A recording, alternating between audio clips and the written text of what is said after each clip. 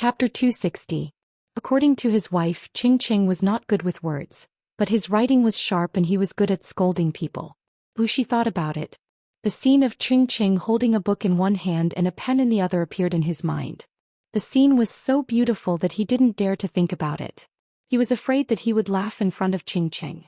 Wuxia entertained Qing and his wife.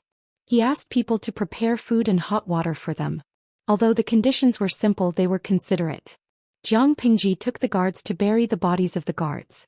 After all, they died protecting Qing and his wife. When they came back, they brought back a lot of carriages. She couldn't help but be curious when she saw the marks of the wheels in the ground. Qing's life was no longer in danger. He was overjoyed when he saw that Jiang Pingji sent the carriages back. Regardless of the others, he went straight into the carriage and opened the boxes one after another. He was relieved to see that the treasures were safe. Qing's wife smiled and joked, "It's time for you to change your temper. Otherwise, Lu County Chief and Lanting will laugh at you. No one will pick up these boxes if you throw them on the road, but you treat them as your lifeblood. People who don't know better will think that they are treasures." Qing was a little embarrassed. He blushed because of his wife's teasing. After all, it was a little crazy to bring a few carriages of bamboo slips with him. Wuxia helped Qing out of the predicament. He knew how difficult it was to study nowadays. The bamboo slips in the carriages were not as important as one tael of gold for ordinary people. They were just a pile of bamboo slips for starting a fire. But for those who had foresight, they were priceless. It was hard to find one of them even with money. Qing secretly smiled at his wife. There was a hint of pride on his face which made people who saw him smile. Because Qing was injured, he could not withstand any additional torment. In addition, the condition of the road was not smooth, so Wuxia made the decision to prepare a carriage for the couple. The shock absorption system of the Lu's carriage belonged to the pyramid in this era. Qing and his wife didn't know the reason at first. They didn't know Wuxia's kindness until they got in the carriage. Privately, Qing's wife changed the dressing on her husband's wound. She inadvertently talked about the bandits during the day. "Did you think of someone, my husband?" Qing's face was gloomy and he said with disappointment, "Alas, if I had to say who I offended today, it could only be that person." "That person?" Madame Cheng's eyes darted around as if trying to guess who that person was. "Mengzhan from Zhangzhou." Qing said hesitantly, "But I don't think Mengzhan lives up to his name, but I don't think he's that vicious. He just heard some scandals. Why would he want to kill me?" If Mengzhan really wanted to kill him because of the scandal of exchanging a concubine for a legitimate wife, he wouldn't have left Zhangzhou. Why would he wait a few months before settling the score? Some scandals? What scandal is it? Mrs. Qing was confused. "My husband is not a talkative person." Looking at the wounds on her husband's body, how could she not feel distressed? If she knew who was behind this, she would definitely not let them off easily. Didn't Mengzhan lose his second son a while ago? On the surface, it is said that he is the son of his first wife, but in reality he might be the son of a concubine. Qing did not hide anything from his wife. If it weren't for what happened today, he wouldn't have told anyone about it. Gossiping about other people's affairs was not what a gentleman would do. Mrs. Qing was surprised. She didn't expect it to be like this. In today's era, there was a clear distinction between the legitimate wife and the concubine. Messing up the legitimate wife and the concubine could be said to be a minor offense, or even a minor offense could be said to have violated the law. The whole family would be despised and would never be able to lift their heads again.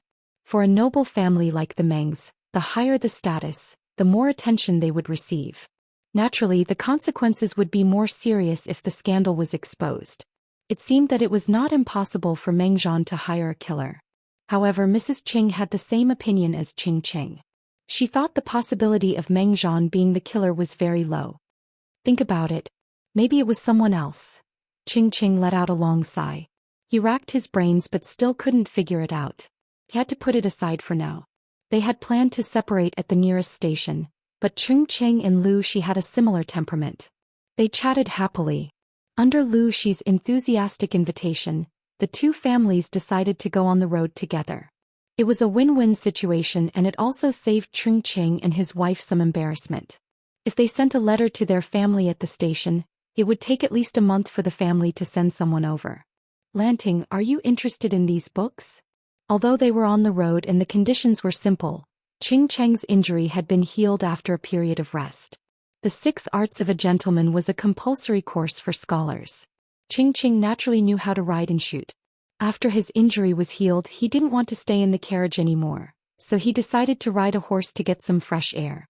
He found Jiang Pingji was staring at his bookcase, so he couldn't help but ask. Yes, I found that Uncle Cheng has more books than my father's study. In that era, the books were basically in the hands of the noble families. The richer the family was, the more books they had.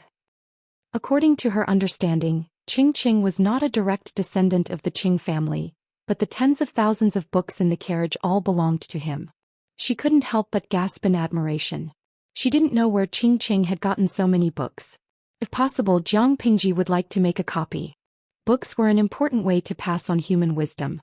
They were indispensable if civilization wanted to move forward. Of course, if they wanted to break the monopoly of civilization by the noble families, they were more than enough.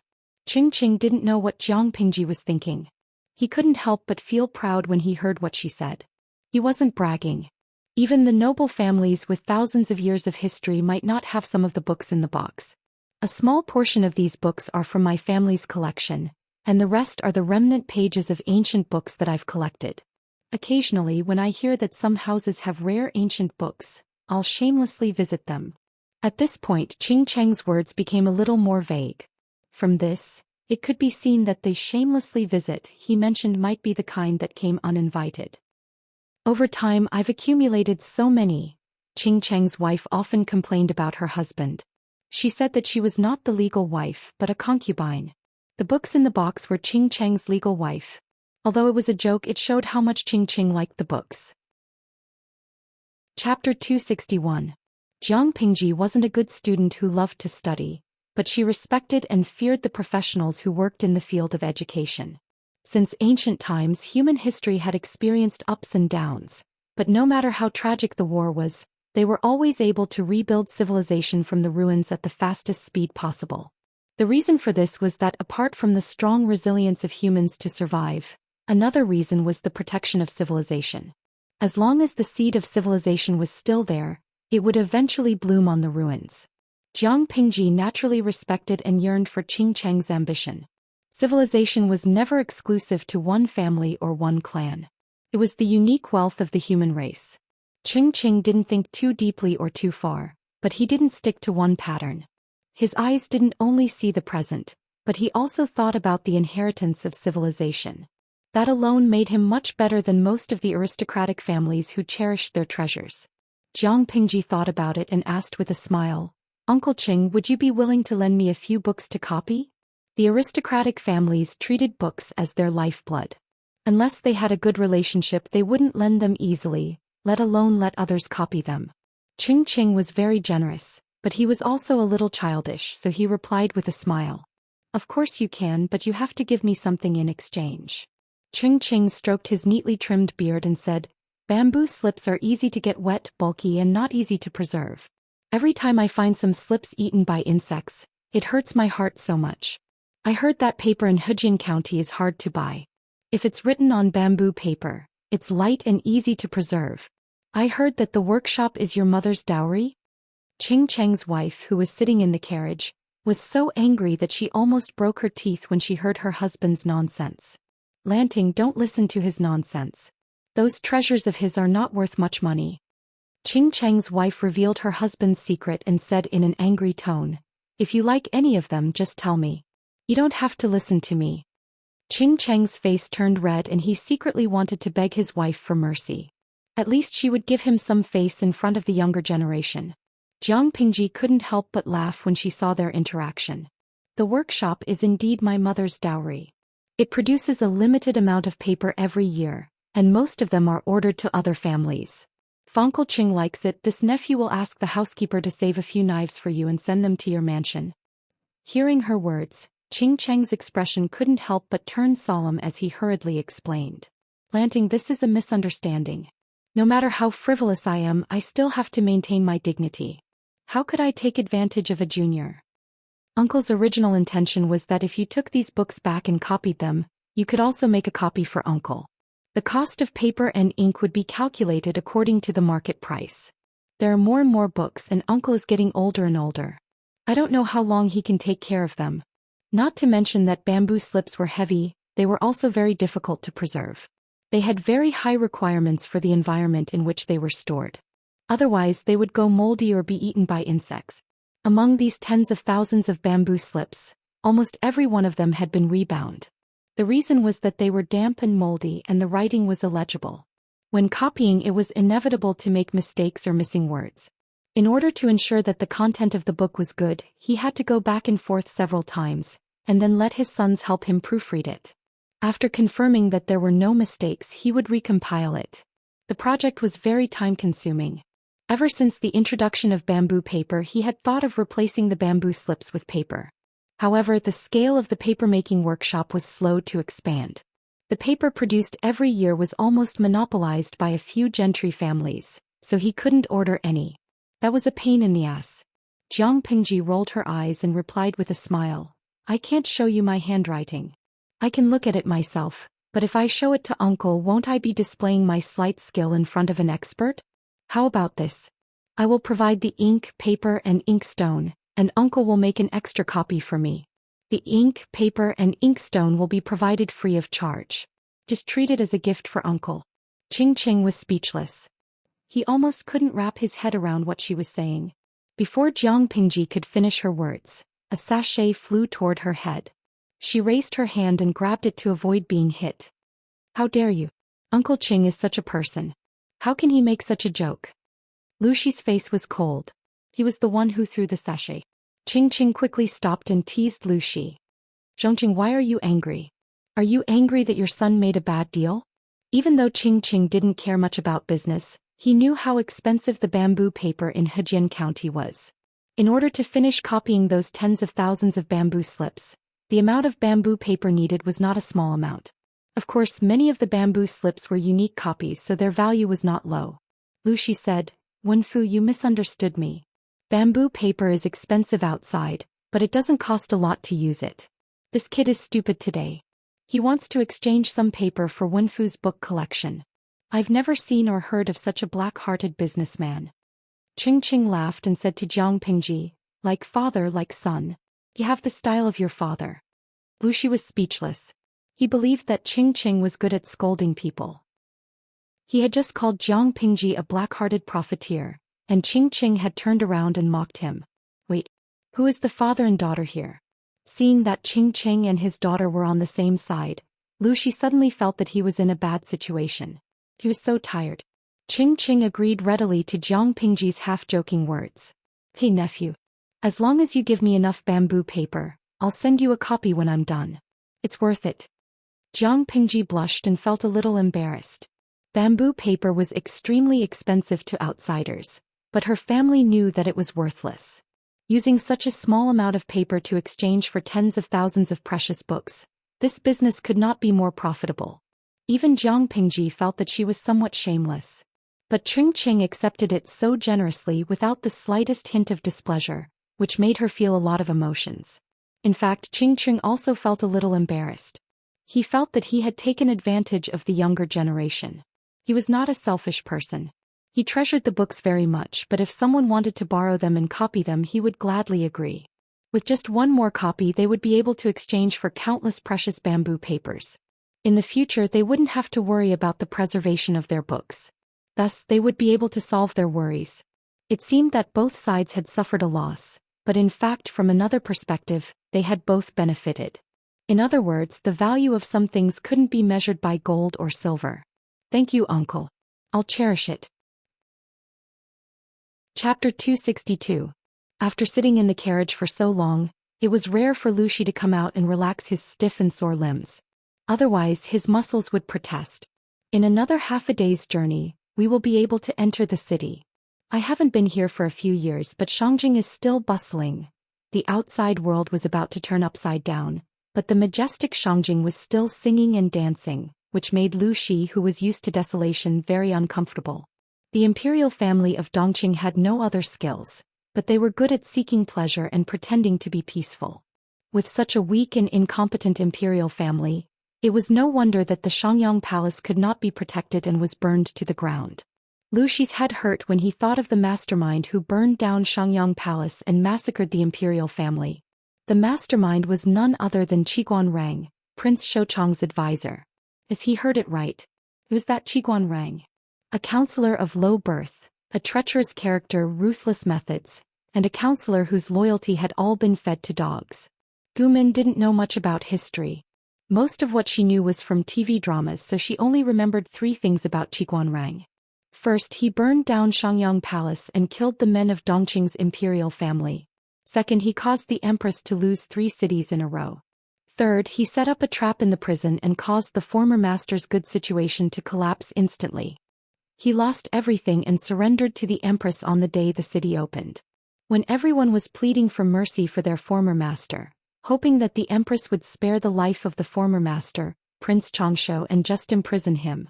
This would also show off her benevolence.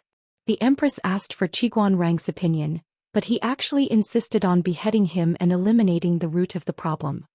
He even said a very famous sentence: "A good bird chooses a tree to nest in, and a virtuous minister chooses a master to serve. Since he betrayed me, why should I care about him?" Listening to him, it was as if he had been cheated on by Prince Changshu. Others would at most whine when they were cheated on, but Qiguan Rang directly killed the old master's family. Although he didn't know why Qiguan Rang knew his daughter early, it was still a good thing. Without the help of Qiguan Rang, the timid and hesitant Prince Changshu wouldn't be able to do anything.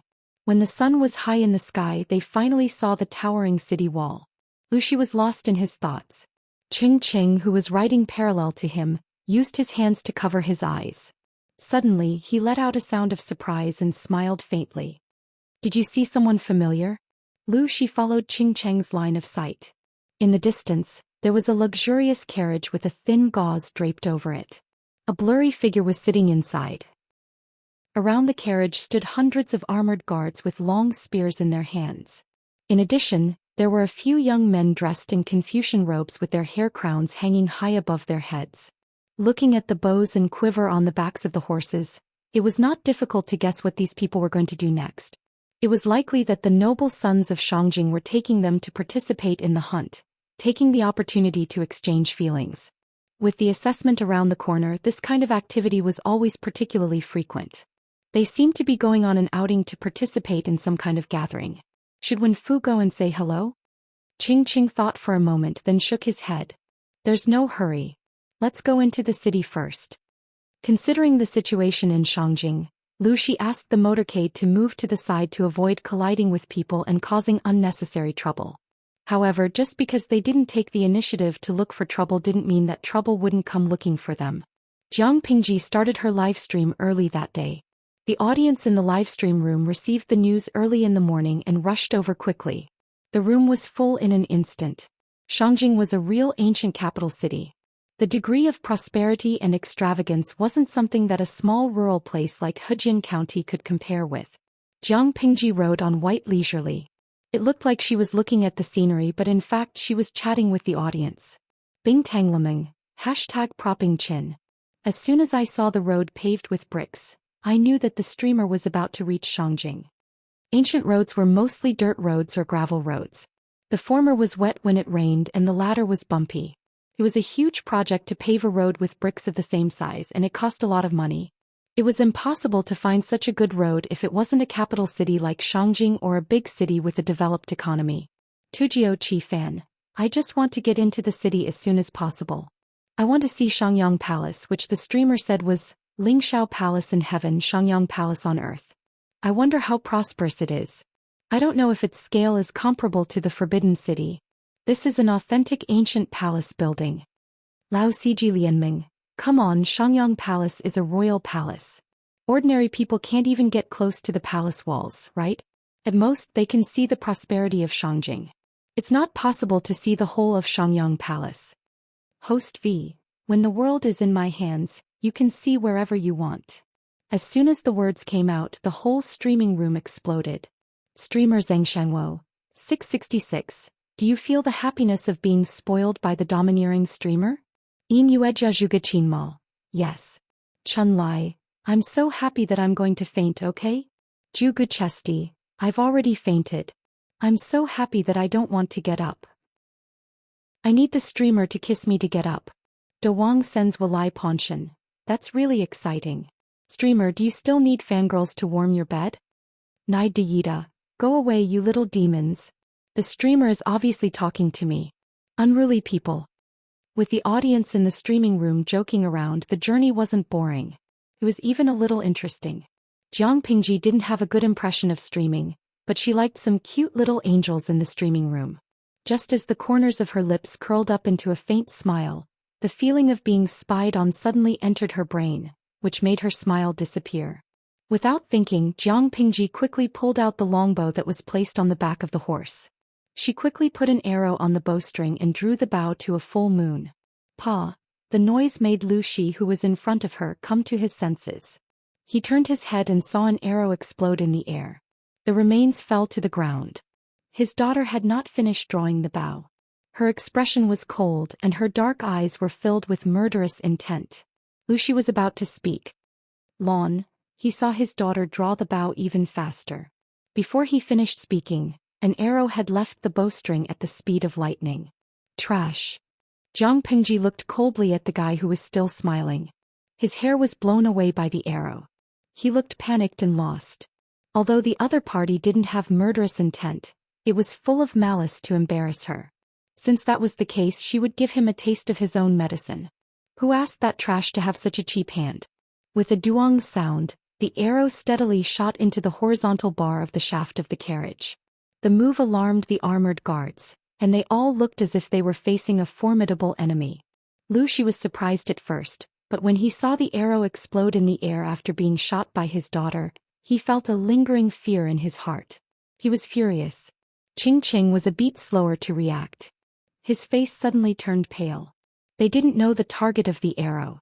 They only knew that it was aimed at Jiang Pingji, so they subconsciously thought that the arrow was meant to kill her. Chapter 263. Kujiao Qifan, damn, which bastard attacked the streamer. Doesn't he know that if he pisses off the streamer she'll tear him apart with her bare hands? Tang roasted chestnut, I just blinked. What happened? It happened too fast. Jiang Pingji reacted in time to block the attack and retaliate. The viewers in the streaming room were all dumbfounded. At that moment they wished there was a replay button so that they could go back a few seconds and see what happened in detail. Kujiao Qifan, a bastard attacked the streamer with a bow and arrow, but the streamer is indeed a beautiful woman. She shot the arrow in the air and blew it up. She even retaliated with an arrow. She's so handsome that I can't even close my legs. After being reminded, everyone looked at the shattered remains of the arrow on the ground. Through the livestream's perspective, they saw the coward who had his hair blown off. His face was full of panic. He fell to the ground and almost peed in his pants. They all gave Jiang Pingji a thumbs up. Well done. A huge wave of rewards flooded in. Jiang Pingji had foreseen this and temporarily turned off the backstage notification sound. The group of people seemed to have a powerful background.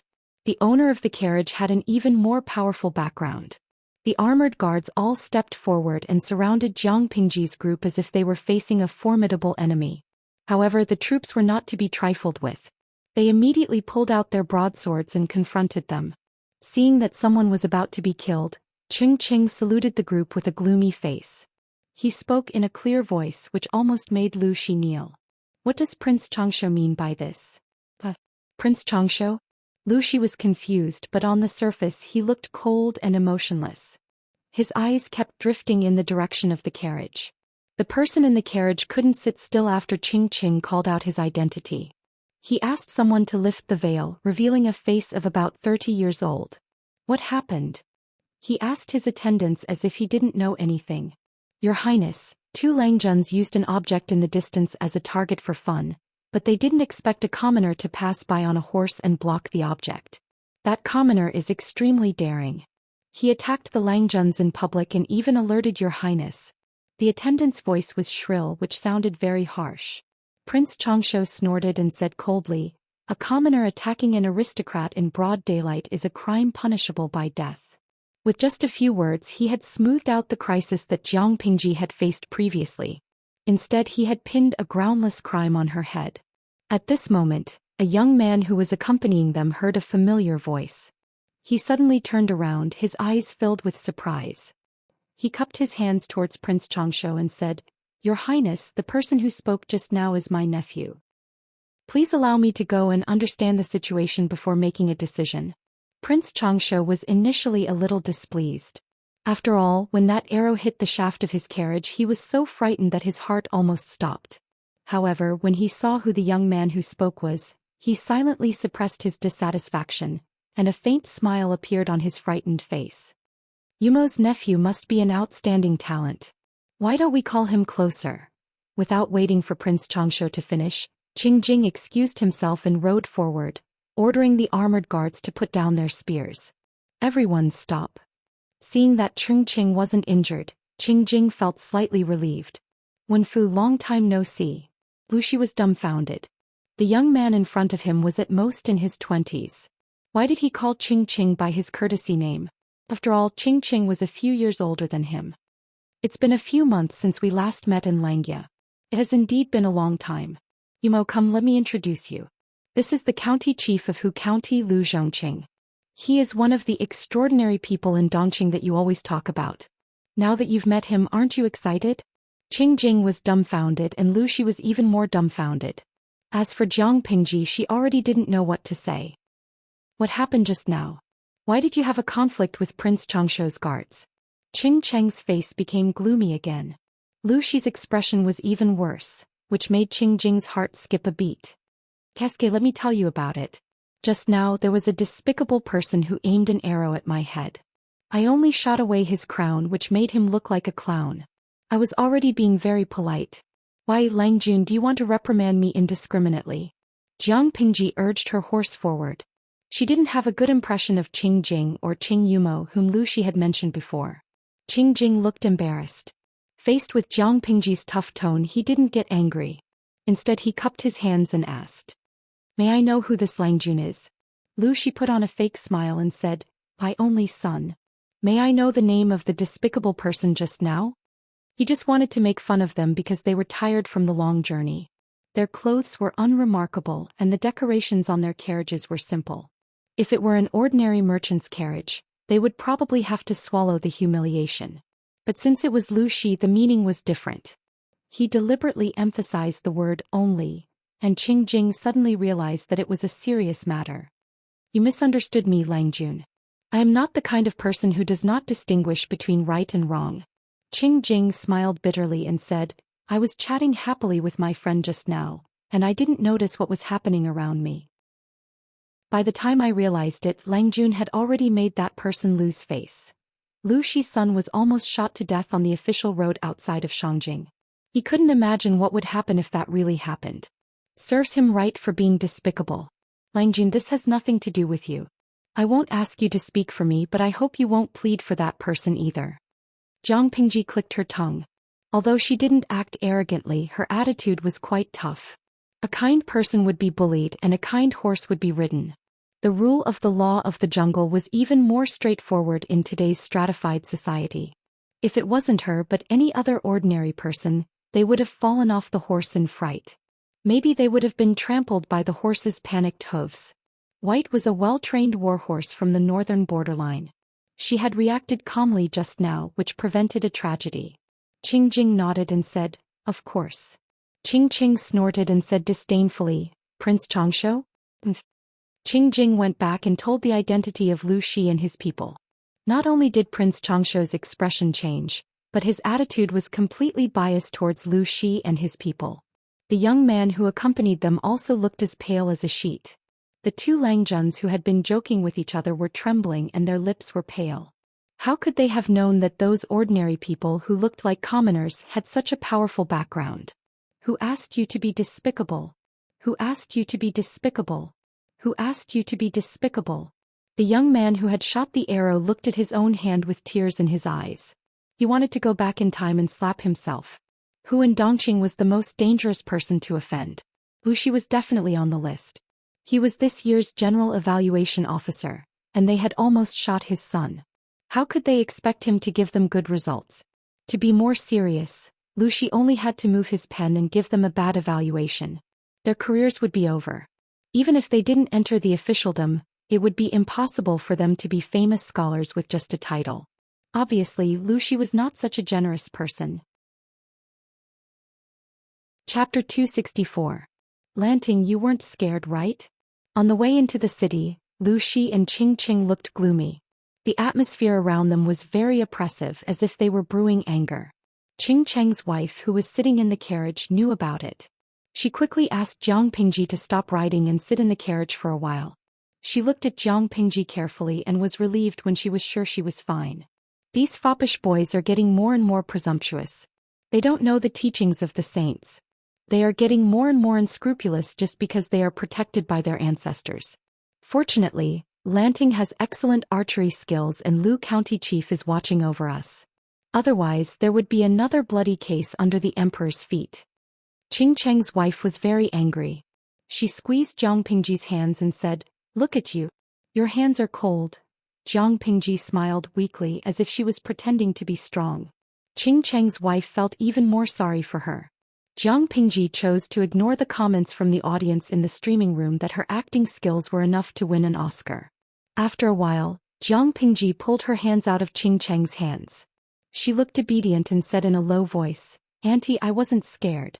I was born this way." "Born this way? It's normal for you to be full of vigor and yang energy to be in your growing period.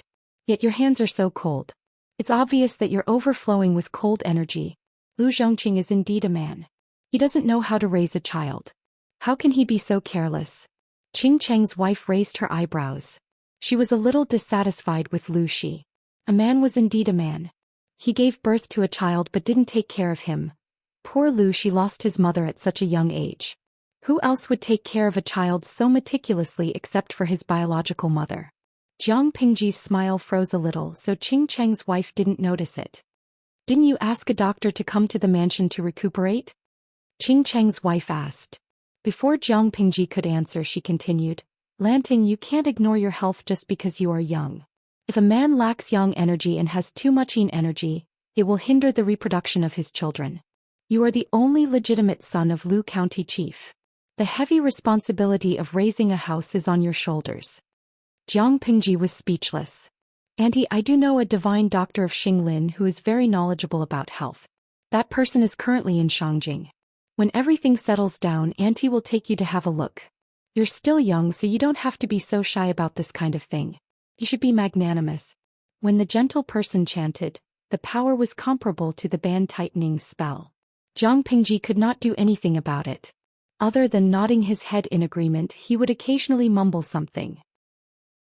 After waiting for a while, the convoy was finally allowed to enter Shangjing. After passing through the Vermilion City Gate, the bustling ancient city was like a beautiful woman with a veil covering her face.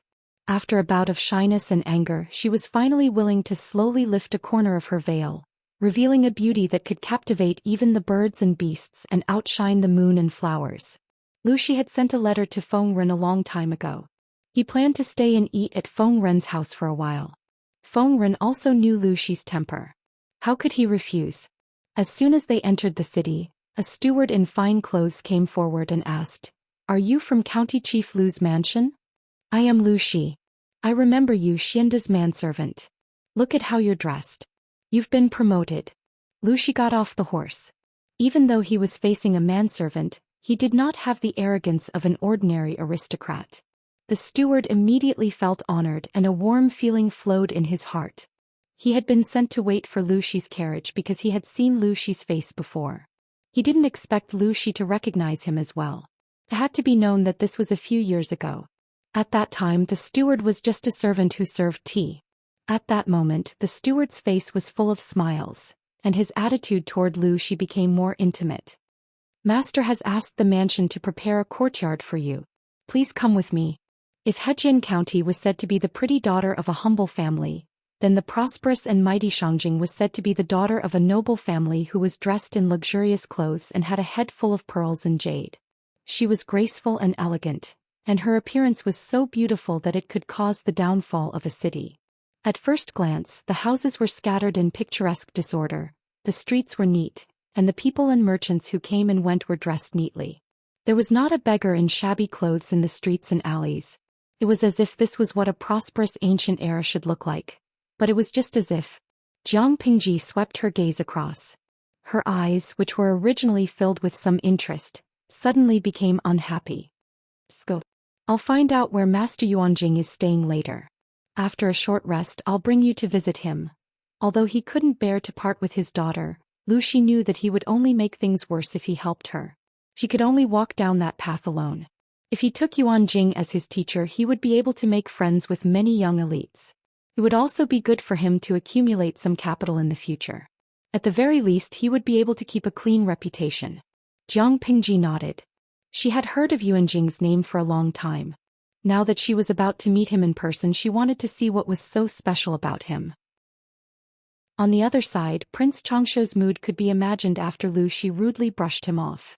He didn't look happy throughout the whole process. The foppish playboy was even more careful. His expression was as gloomy as a bitter gourd, as if he would pout and burst into tears in the next second. Qingjing was especially disdainful of his attitude. As a man, he dared to take responsibility for his actions. Since he had the guts to make fun of the commoners, he should have been mentally prepared to kick an iron plate. He was proud of himself when he bullied the commoners, but he panicked after offending Lu Shi. His ugly behavior made people want to vomit. Qingjing glanced at the gorgeously dressed Langjuns at the gathering. Yes, gorgeously dressed. There was nothing wrong with the phrase. He hadn't been to Shangjing for a few years and the atmosphere there had changed. Not only did the men put on makeup, but they also drew on their eyebrows, painted their lips and dyed their cheeks red. They even had to deliberately tighten their waists. They walked like willows swaying in the wind. Every one of them was more delicate than a girl. If it wasn't for the fact that the General Evaluation Officer, Lu Shi, didn't like men who were too delicate, their outfits would have been even more unsightly. Qingjing really couldn't talk to those people, so he just sat in the corner and slowly drank his tea to calm himself down. As for the two whimpering Langjuns in the distance, he felt like he would go blind if he looked at them for too long. Yuma, why are you sitting here alone? Aren't you going to play with them? As he was feeling depressed, a wisp of light fragrance hit him.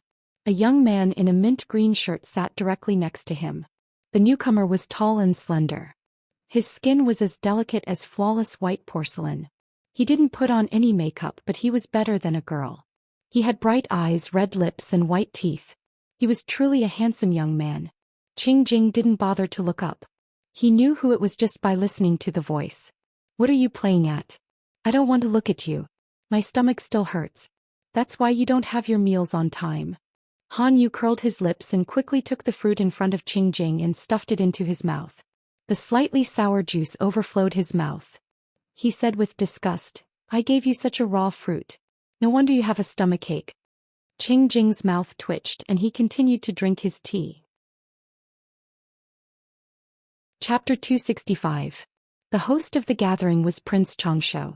The purpose of the gathering was for students to exchange knowledge, but in fact, it was to attract talented students. The Chengs and Prince Changshu's relationship was somewhat indirect. Qingjing had to come because of his pride, but Han Yu didn't have that many concerns. My teacher lost a game of chess with Zixiao and was urged to go to Jishan's hot spring today. I slept in for a while, but they didn't wake me up. Han Yu was depressed. His friends were going to exploit his teacher's money, but he was left behind because he woke up late. Zixiao's chess skills have improved a lot. I can't believe he won a game against my teacher. Although Master Yuanjing wasn't as good as the rumors said, his relative was proficient in calligraphy and painting. Any one of them could be regarded as a master. It wasn't difficult to be proficient in one of them, but it was difficult to be proficient in all of them. After all, a person's energy was limited. There was no other reason other than talent. Qingjing couldn't help but laugh. He understood Han Yu's depression. Jishan's hot spring was famous in Dongqing. Many gatherings were held there and many students liked to go there. More importantly, it wasn't easy to make their teacher lose a game and pay for a student to go to the hot spring willingly. Han Yu muttered. Zixiao's chess skills are getting better. I felt like I was being led by the nose when I played a game with him yesterday. I was left alone by them. It was boring, so I came to find you. I saw that you had nothing to do at the gathering. It was boring. Qingjing shook his head and said, it would be better for you to go to the brothel to have fun than here. Prince Changshu seemed to be kind, but he was secretly ambitious. He had his eyes on many talents from aristocratic families. Han Yu really shouldn't have come here. Unexpectedly, Han Yu said with a bitter face. Go to the brothel? Let those girls look at me and have fun? He wasn't bragging, but all the girls in Shangjing were not as good-looking as him. Qingjing was speechless. He had seen narcissistic people, but he couldn't stand Han Yu being so narcissistic every day. Right, this is for you. Han Yu took out a piece of bamboo from his sleeve. What's this? Qingjing took it and saw that it was his teacher's handwriting, which said, the examination question is out. My teacher left it for you. He said that you would know when you read it. How would I know if you don't know? Han Yu answered honestly. Qingjing's fingers traced the words on it. Suddenly, a thought flashed through his mind and he suddenly understood. He was speechless. This thing of yours came a little late, Qingjing said regretfully. Han Yu was confused and asked, do you know what the teacher is talking about? If I'm not wrong, he's probably referring to the General Evaluation Officer, Lu Zhongqing. The final exam question was set by the General Evaluation Officer. Lu Shi had not yet arrived in Shangjing, so no one knew what question he would set. The question had already been set, which actually implied that Lu Shi had already arrived. So Lu Zhongqing has already arrived in Shangjing? It happened about 2 hours ago. Qingjing signaled Han Yu with his eyes. Look at the 2 crying Langjuns over there. They were ignorant and offended County Chief Lu. Now they look sad. They are not hopeless. They know what will happen to them. Han Yu said, I've met County Chief Lu. He's not as violent as the rumors say. He's a gentleman like the bright moon. He has a gentle temperament and treats people generously, not inferior to you, Yamo. What did they do? How could they offend County Chief Lu who had just arrived in Shangjing? The exam was just around the corner, and they had the courage to offend the General Evaluation Officer. It was true that the General Evaluation Officer had to be fair and impartial. He couldn't be partial to anyone, but it was easy to kill someone. It was no wonder that the 2 looked like they had lost their parents. Without a strong enough background, they shouldn't have confronted Lu Shi at this time. They amused themselves with the passers-by. They didn't expect that the Langjun of County Chief Lu's family would pass by on a horse in plain clothes. They thought that he was a pushover and almost killed him. County Chief Lu only had one son, how could he not be angry? Han Yu was stunned and it took him a long time to react. Wait, who did you say that they almost killed? Did he hear it wrong? Qingjing was quite confused. Han Yu's reaction was a little too extreme. He repeated, the Langjun of County Chief Lu. Han Yu was speechless. And what's wrong? Qingjing couldn't help but ask. The Langjun of County Chief Lu's family. He is a devil. He is more difficult to deal with than County Chief Lu. Han Yu took a deep breath and said, if they offended County Chief Lu, they would at most give them a warning for the sake of their reputation. But that Langjun kills without spilling blood. Qingjing was doubtful and couldn't believe it. How could it be? Judging from his behavior, he doesn't look like a person who cares about every little thing. Han Yu used to think so too. Until he left Hejian County, he heard all kinds of rumors one after another. Not to mention anything else, just the fact that he dared to go against all the laws of the world, implemented the purchase restriction under the pressure of many aristocratic families, and even provoked many aristocratic families in Hejian County. Han Yu didn't dare to look down on the Langjun of the Lu County chief's family. After asking Feng Jin for confirmation, Feng Jin gave him a firm answer that the purchase restriction must have been set by Lu Shi. It was not a big deal to seek death. It was a real ability to live well after seeking death. Let's wait and see. Those 2 are going to be unlucky. They will at least be hurt. Han Yu curled his lips as if he was watching a good show. His eyes were sparkling. Qingjing was speechless. He didn't know whether he was wrong about Lu Shi or Han Yu. Oh, I almost forgot something important. Han Yu quickly sat up straight. He suddenly remembered something important.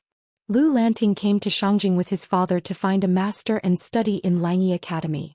According to County Chief Lu's style, he will go to the master as soon as he settles down. If I go there now, I might see something interesting. Qingjing smiled. Master said a long time ago that he will only accept 4 disciples in his life. Now that the 4 are here, there are no more places. There was still hope for studying, but it was impossible for him to become a disciple. His master looked not only for talent but also for fate. Han Yu said as if he wanted to see the world in chaos. That's why it's worth watching. This gathering is so boring. It's either I flatter you or you flatter me. So boring. Instead of wasting time here, it's better to go and see that young Lang Jun. When are you going to rein in your jumpy temperament? Although that was what he said, Qing Jing was already convinced. He had had enough of this boring gathering.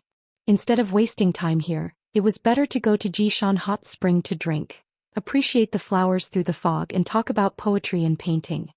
Jishan Hot Spring? Jiang Pingji arrived at the Lu mansion. She thought she would see her friend Feng Jin, who she hadn't seen for a long time, but she was told that he had gone to Jishan Hot Spring to enjoy himself. Chapter 266. I really can't tell that you're actually this kind of Yuan Jing. When Lu Shi found out where Master Yuan Jing was staying, he found out from the boy servant that Master Yuan Jing had brought a group of students to Jishan to soak in the spring. It was estimated that they would be soaking for a few days. Lu Shi, who had come empty-handed, had a slightly cracked expression on his face. Was he supposed to wait for a few days? In that room, Lu Shi was extremely depressed. Why was he depressed? He could not possibly bring his daughter to the hot spring to look for Master Yuan Jing, could he? Although hot springs were also divided into male and female hot springs, they were separated. Not only that, but in recent years the culture had gradually become more conservative, and the status of women had been declining at a speed visible to the naked eye. The belittling of women in the outside world had also caused their freedom to be restricted, which led to the cold weather. Most of the people who went to the spring were men, and there were almost no women. Even if there were women, most of them would be noble women of noble families. There would be people following them in and out to avoid accidents. Wasn't it ridiculous to ask Lu Shi to bring his daughter to a men's spa just to find Yuan Jing? However, if he did not look for Yuan Jing, he could only wait until he was done playing with his students and left Jishan. If Master Yuan Jing was so powerful, why didn't he predict his plan? Why did he choose to soak in the spring at this critical moment? Annoying, Omega. Lu Shi silently hated Yuan Jing for a while. He sighed and continued to think of a solution. Before he could come up with a solution, Feng Ren took the initiative to invite Lu Shi to Jishan's hot spring to relax. He had even thought of a reason. The assessment is around the corner. The young talents of Dongqing will gather in Shangjing. These days, all kinds of scholarly gatherings and poetry gatherings are happening one after another. Zhongqing is always busy with work, so he should take a break from time to time. Ji Mountain is a popular place for scholarly gatherings and poetry gatherings. Why don't we go together? Although he said that he was fooling around, he could actually take the opportunity to visit Dong Qingjun incognito and see what kind of person he was in the examination hall. Lu Shi pursed his lips and didn't say anything. When did the secretariat become so free? Judging from Feng Ren's familiarity with the hot spring, he was probably a regular customer of Jishan's hot spring, the kind that would go there every few days. On the other hand, Lu Shi was only the county chief of Hu County, but he had been busy for a few years. He worked day and night and he didn't even have a holiday. He took the salary of a county governor and did the workload of an emperor. Feng Ren was one of the top head of the secretariat, a real high-ranking official. How could he be so free? After hesitating for a while, Lu Shi decided to ask for his daughter's opinion. If he said yes, then he would go. If not, then he would wait a few more days. Needless to say, Jiang Pingji's answer was to go. Why not? Jiang Pingji asked Lu Shi. Lu Shi opened his mouth but couldn't utter a word. That's right, why not? But daughter, you are a daughter. Lu Shi's mind was in a mess. He felt that he and his daughter were thinking about different things. Due to geographical reasons, there were many natural hot springs in the northern part of Dongqing. Among them, Mount Ji, which was near Shangjing, had the highest concentration. During the Great Xia dynasty, the royal family had built a hot spring palace in Ji Mountain, and several generations of emperors had expanded it. Those emperors held the hot spring in high esteem. Many books and unofficial histories even believed that the hot spring had the miraculous effect of increasing one's lifespan, prolonging one's life and curing all kinds of diseases. It was also respectfully called the immortal spring by many common people. Whether it was the royal family or the common people, they loved the hot spring very much. Especially in late autumn, they couldn't wait to move. After the fall of the Great Xia dynasty, the world was divided. Dongqing established the dynasty with Shangyang County as its capital, which was now called Shangjing. Mount Ji, which had many hot springs, was near Shangjing. It only took 1 to 4 hours to get there by horse carriage. The distance was short and it was very convenient. The royal family of Dongqing took advantage of the previous dynasty. They slightly renovated the original hot spring palace and changed it into a new royal palace. Because 2 or 3 generations of emperors of Dongqing were incompetent, their goals in life were to seek pleasure and pleasure. Naturally, they paid great attention to the hot spring palace that brought them joy. They visited it 4 times a year, and each visit lasted at least a month. Each visit was a waste of manpower and money. There were many hot springs in the Ji mountain range. The largest area was occupied by the royal family and became the Royal Hot Spring Palace. The other areas were occupied by various aristocratic families and wealthy merchants. They were converted into hot spring hotels of different sizes and served different guests. The rich and powerful could enjoy quality service, and the common people could also experience hot spring in ordinary hot spring hotels. Therefore, when the weather was cold, the hot spring hotels were especially popular. Maoji's hot spring was not just a place to soak in hot springs. After many years of development, it had long become a tourist attraction centered around the hot spring. Not only could one soak in hot springs, but there were also wine shops, tea houses, restaurants, and shops that sold all kinds of exquisite small goods. In addition, there were many scholars and beautiful ladies who held elegant poetry gatherings. There were even many brothels and brothels. At night, it was as bright as day. The Feng family's horse carriage drove all the way from the foot of the mountain to the mountainside. Finally, it stopped in front of an extremely luxurious mansion. When they got out of the carriage, there were already many luxurious horse carriages parked neatly around it. Upon closer inspection, there were all kinds of family emblems on the carriages. If it wasn't for Xianda leading the way, I would have thought that this was a mansion of a noble family. I couldn't tell that it was a hot spring hotel. Other than the common people, the other gentry families didn't build hot spring hotels to make money. They built them to provide a place for their children to have fun and enjoy themselves. The hot spring hotel that Lu Shi saw was many times more luxurious and larger than his Lu mansion. Extravagant and luxurious. Other than these 4 words, he couldn't think of a better way to describe it. This is under the name of Prince Xianxia. It's said that it was built according to his mansion. During the evaluation month, it's open to all young talents for free. That's why it's the place that holds the most gatherings and poetry events. The more the merrier, the more the merrier. I'm just here to join in the fun. Lu Shi was speechless.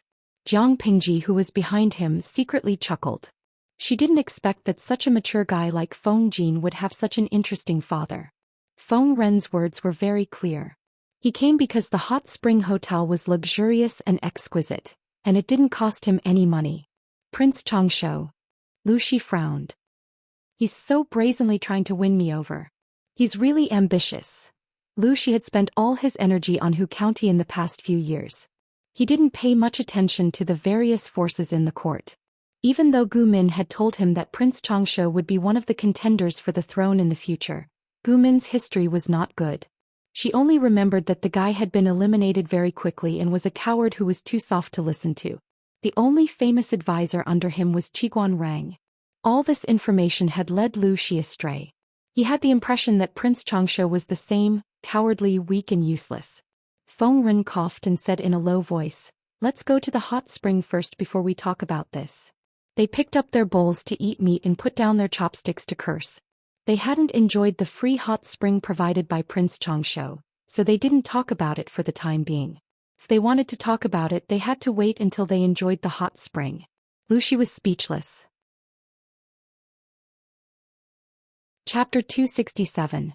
There were basically no rules for ordinary people to soak in the hot spring, but it was different for the gentry.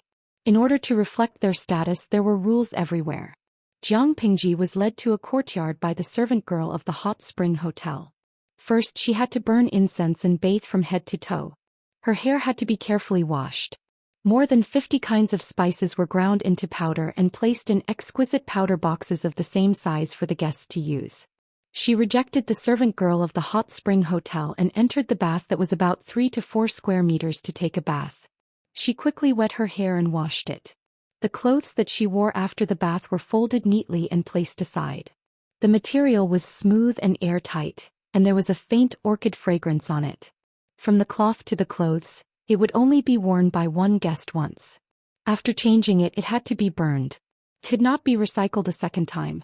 Not to mention other things, just this alone was shockingly expensive. Similarly, it was shockingly extravagant. Jiang Pingji got out of the bath and slightly wiped the water droplets on her body. Then she wrapped the bulge in front of her chest tightly with the belt around her chest. Finally, she picked up the snow-white clothes and put them on.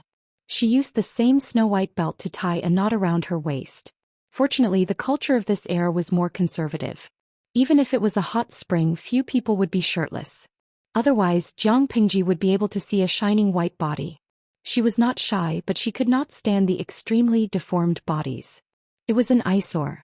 Although it was just a hot spring hotel, since it was built according to the model of Prince Xianxia's mansion, it was naturally extravagant. Pavilions, corridors, buildings, platforms, halls and halls were all available. There were open waterside pavilions on the hot spring or on higher ground. After bathing, one could have a drink or two there and look into the distance. The hot spring was of different sizes. Each hot spring was separated by exquisite rockery, waterside pavilions and pine and cypress trees. Although it was open, it also protected privacy. When bathing in the hot spring, one could look up at the sky. It made one's mind open and it was a different feeling. Dense steam rose from the water surface. The sound of musical instruments entered one's ears. There was endless singing and laughter as if there were people chatting and laughing. Indistinctly, there were the silhouettes of people drinking with each other. It was ethereal like a fairyland on earth. Lu Shi and Feng Ren had already cleaned up. One of them was taking a nap in the spring, while the other was drinking tea by the shore. They seemed to be discussing something. When Jiang Pingji came over, Lu Shi hurriedly said to her, "I still have something to discuss with the head of the secretariat." Planting, go to another room. What a joke. That was a daughter, not a son. Jiang Pingji responded with a sound of agreement and allowed the servant girl to lead her to another unoccupied hot spring. Along the way, she saw many men who looked to be in their teens or 20s. Their faces were painted with exquisite makeup, and their lips were painted with rouge. Under the rising mist, their figures appeared graceful due to their delicate steps. Not only that, these people's clothes were always loose, revealing most of their chests. She silently moved her eyes away and clicked on the live stream. Eyes, I can't let her be the only one to suffer. Only a good host can bear hardships together. She gave herself a like and the viewers in the stream were speechless. Originally, he thought that the live broadcast would be taking a break for a day. He didn't expect that the other party would start without warning, and the live broadcast was so unbearable. Lao Siji Lianmeng, host, are you ready to drive? They didn't mind seeing the host pressing the handsome young man to the ground and ravaging him, but they did mind seeing a group of fat men with big ears, ordinary looks, and bodies full of fat torturing their eyes in front of the camera. In this world that values appearance, can you not be so cruel? Dashu Xiaobing, my eyes are going blind. Host, you are so cruel. Can you imagine? A fat pig in his 20s whose height and body width were almost the same, walking with his waist twisting and turning like an orchid? It's fine if his chest is exposed, but where are his abdominal muscles and mermaid lines? They only see black chest hair, a bulging belly and greasy fat. Oh, and a big cleavage. Jug Chestnut, I looked at that uncle's chest and then looked down at mine. I suddenly feel that I don't deserve to be a woman. My roommates always laugh at me for being flat-chested. I used to deny it, but now I can only cry and admit. I am flat-chested. Tangchao Chestnut, #perverted. Speaking of which, I haven't seen the host's chest yet. Jiang Pingji raised her eyebrows and walked past the man with the big cleavage without changing her expression. Her chest. How should she put it? When she saved Qing, the system gave her a reward. Plump and milky breasts. Raise your wrist high and turn your body and let your breasts cover your clothes. Under Jiang Pingji's persuasion, the system didn't directly send the reward to her. Instead, it sent it to the backstage in the form of a card. Of course, she didn't use it. Lu Shi's body was only 12 years old, and there were still 3 to 4 months before he turned 13. Why would he need breasts when he was so young? Give me some sake. She pushed open the door that only served as a cover and entered. There was a small hot spring that was 5 or 6 square meters in size. In the center of the hot spring stood a graceful stone statue of a fairy flying in the sky. The statue's palms and fluttering clothes were cleverly changed into plates for serving tea and wine. The servant bowed and left after receiving the order. Jiang Pingji first tested the temperature of the hot spring with her fingertips, then she put her feet in and sat by the spring. There were also 2 delicately shaped stone lions by the spring. They carried trays on their heads and visitors could place food on them while enjoying the hot spring leisurely, enjoying the delicacies and admiring the beautiful scenery around them.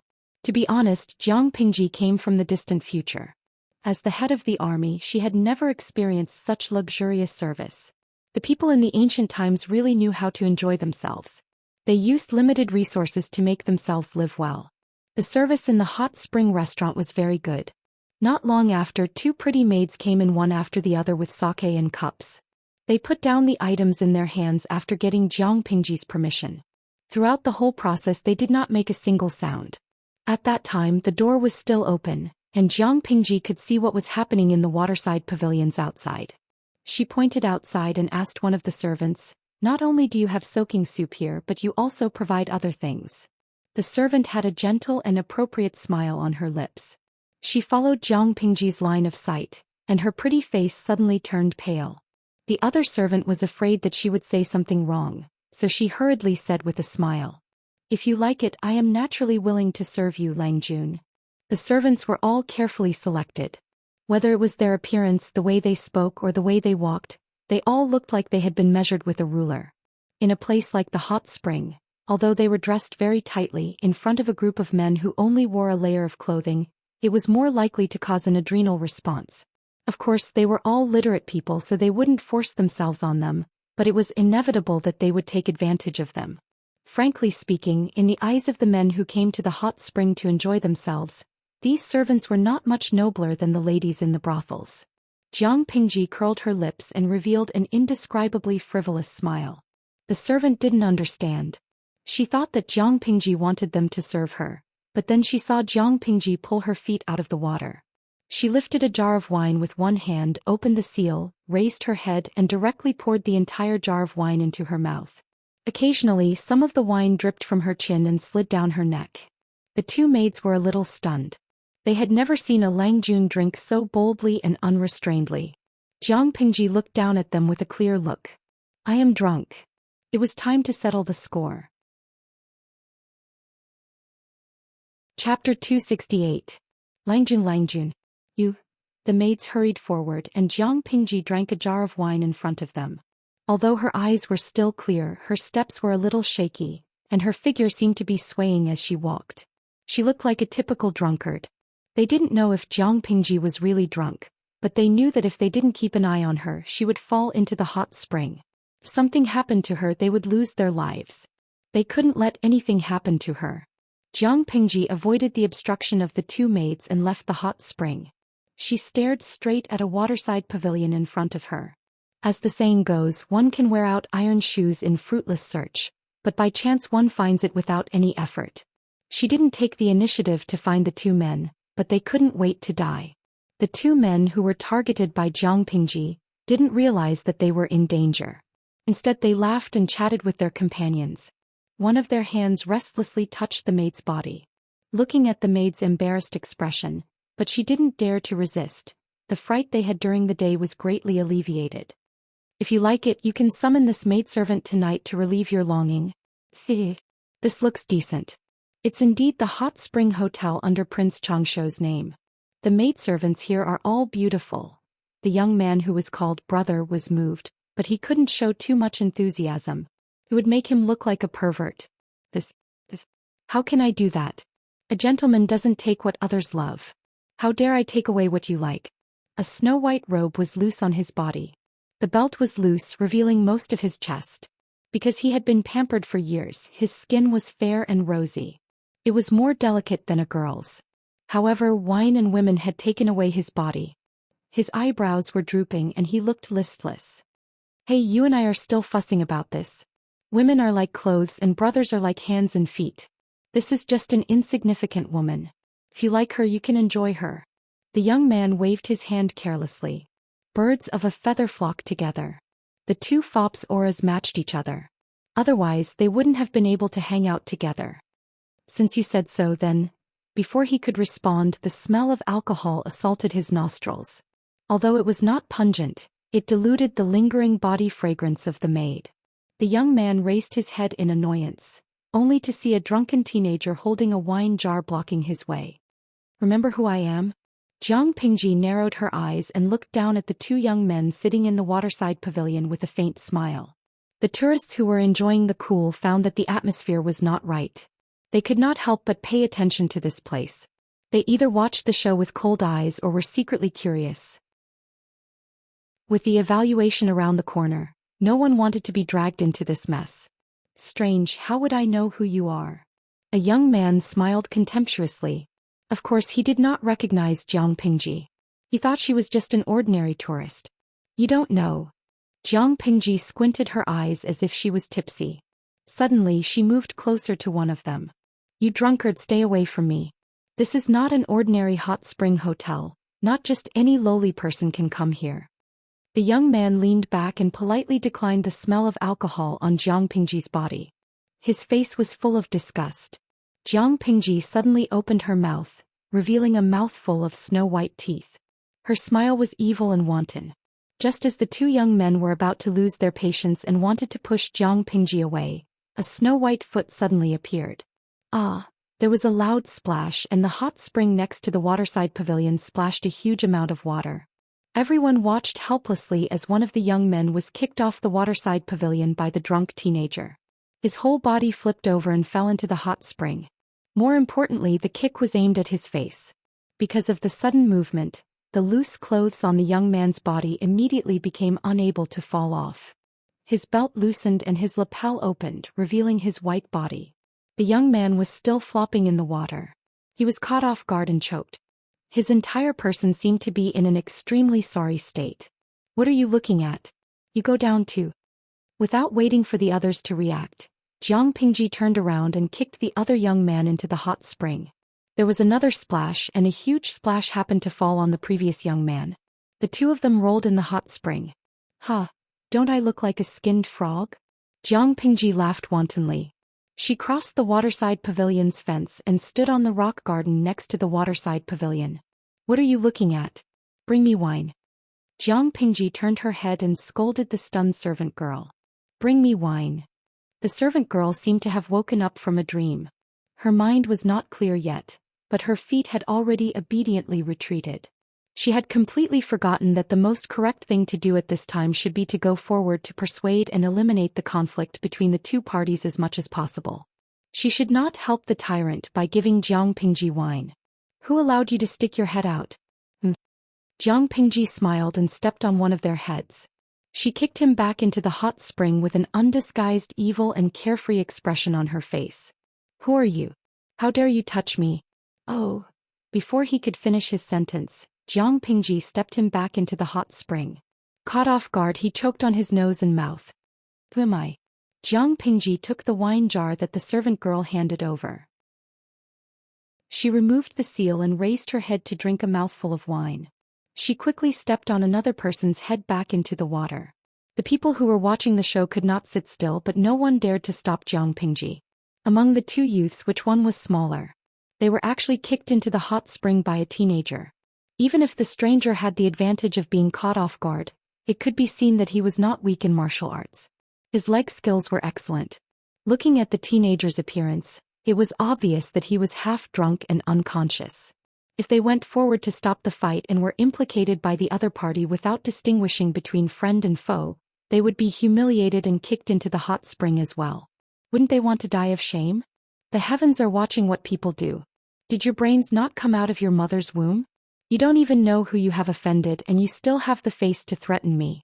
Who gave you the courage? Jiang Pingji scolded them sternly. Her eyes were sharp and there was some hostility in them. With such a performance, no one dared to stop the fight.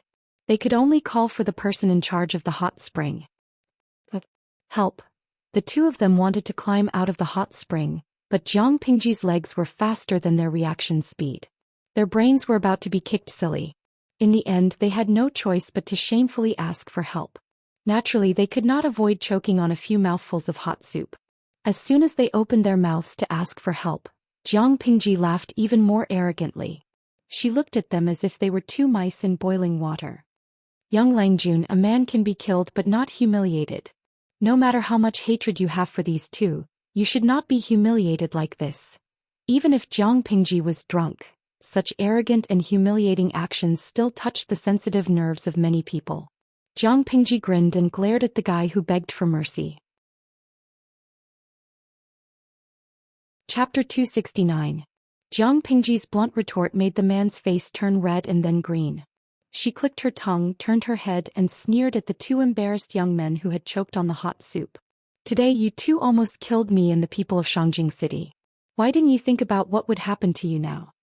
The two drowned rats were full of hatred, but when they heard Jiang Pingji's words, they suddenly shivered and sobered up. They were terrified and they didn't even dare to struggle. Many onlookers witnessed what happened. They were disgusted by Jiang Pingji's arrogant behavior, but after hearing her words and looking at the two men's guilty expressions, many smart people changed their expressions. They pretended nothing had happened and went on with what they were supposed to do.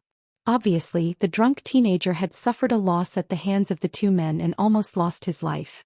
Now he was there to get back at them. It was better for outsiders not to get involved in this kind of dispute. Tisk, bullying the weak and fearing the strong. Jiang Pingji raised her head and drank a mouthful of wine. According to the way she drank, the jar of wine was going to be empty again. Weren't you two very arrogant in the day? Why are you so cowardly now? Where's your backbone, your pride, your courage to use my life to take pleasure? Have they all been fed to the dogs? Ah, idiots. Jiang Pingji was not drunk. He was very sober. She was there to cause trouble, so she naturally wanted to vent her anger. It was Shangjing. She couldn't kill the two men, but she could stomp them into the ground in front of everyone. A villain intoxicated by success. At that moment the surroundings were quiet. A crisp sound came from one side and the atmosphere became more and more tense. Jiang Pingji maintained her sneer and looked at the person who said that. She asked in a dangerous tone. Are you saying that I am a villain intoxicated by success? The one who spoke was a young man in his early 20s. His skin was dyed a bit red because of the hot spring. His face was like jade and his eyes were like dots of lacquer. His dark cloud-like hair was wet and hung on both sides. Through the dense mist, his figure seemed a bit frail. Aren't you a villain intoxicated by success? The man was not afraid of Jiang Pingji's sneer. Instead he snorted and said, according to what you said just now, these two almost killed you by mistake. Since that's the case, you should be a gentleman and take revenge if you have a grudge against them. On the other hand, what you've done is to humiliate the two of them in public while you're drunk. What you've done is really inappropriate. To put it bluntly, wasn't this the behavior of a playboy? The bullet screen in the streaming room stopped.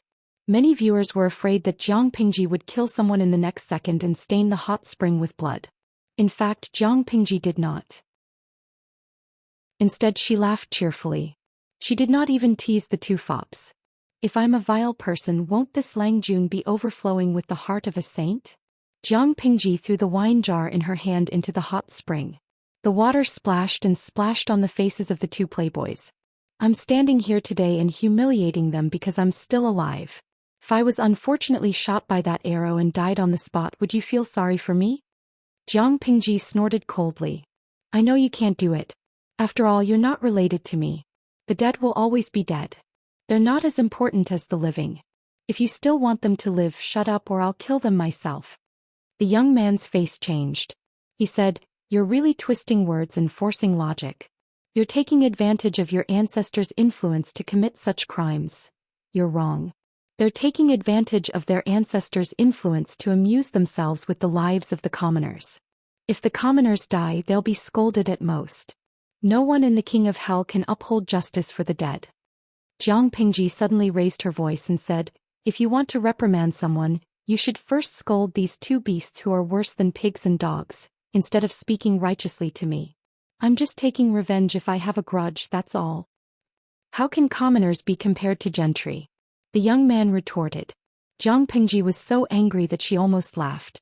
She scolded him back. Did a donkey kick you in the head? The young man suddenly opened his eyes wide. He didn't expect Jiang Pingji to scold him so crudely. What was the difference between that and pointing at someone's nose and scolding them? This young Lang Jun is right. Zuda, you shouldn't confuse the truth just because commoners are cheap and gentry are precious. Although the young Lang Jun was reckless and impulsive, he was also a man of character. There was a reason for his actions and he should be considerate. However, you've really crossed the line by scolding him so harshly. Zhuda is thin-skinned. He can't stand such abuse. When the atmosphere was tense, a mellow laughter interrupted them. It was a little teasing.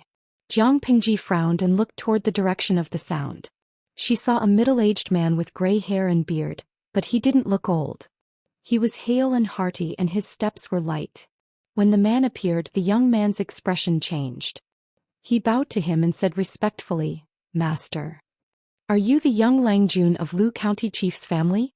The middle-aged man came to Jiang Pingji. His eyes seemed to have seen through everything. Jiang Pingji frowned. He said, "You're indeed a dragon among men. You look extraordinary." "Who are you?" Jiang Pingji didn't even bother to pretend to be drunk because of the man. She looked at him with burning eyes. The young man, who was called Zhuda, was dissatisfied with her arrogant behavior. His master was respected by everyone. When had he ever been stared at so rudely? Jiang Pingji's previous behavior left a bad impression on him. The young man hated her even more. The middle-aged man smiled kindly and raised his hand to stop the student. "I thought you should know. I'm not talented, so people give me a nickname, Yuanjing." Yuanjing? Jiang Pingji's mouth twitched. She didn't expect to see the legendary master Yuanjing under such circumstances. He looked like an ordinary middle-aged man who had just finished soaking in the hot spring. He didn't seem to be as mysterious as the rumors said. Master Yuanjing laughed. He was quite optimistic. His eyes slightly curved like a crescent moon. "In Shangjing, a piece of tile can kill 3 high officials. Young Langjun, you're a newborn calf that's not afraid of tigers. You can do anything."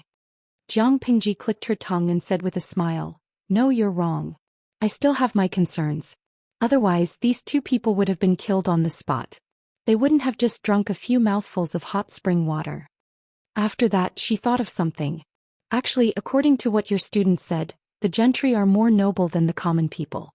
But there are different levels among the gentry. Naturally, I'm more noble than these 2 people. They offended me, so no matter how I humiliate them, it shouldn't be wrong." The young man named Zhuda was speechless.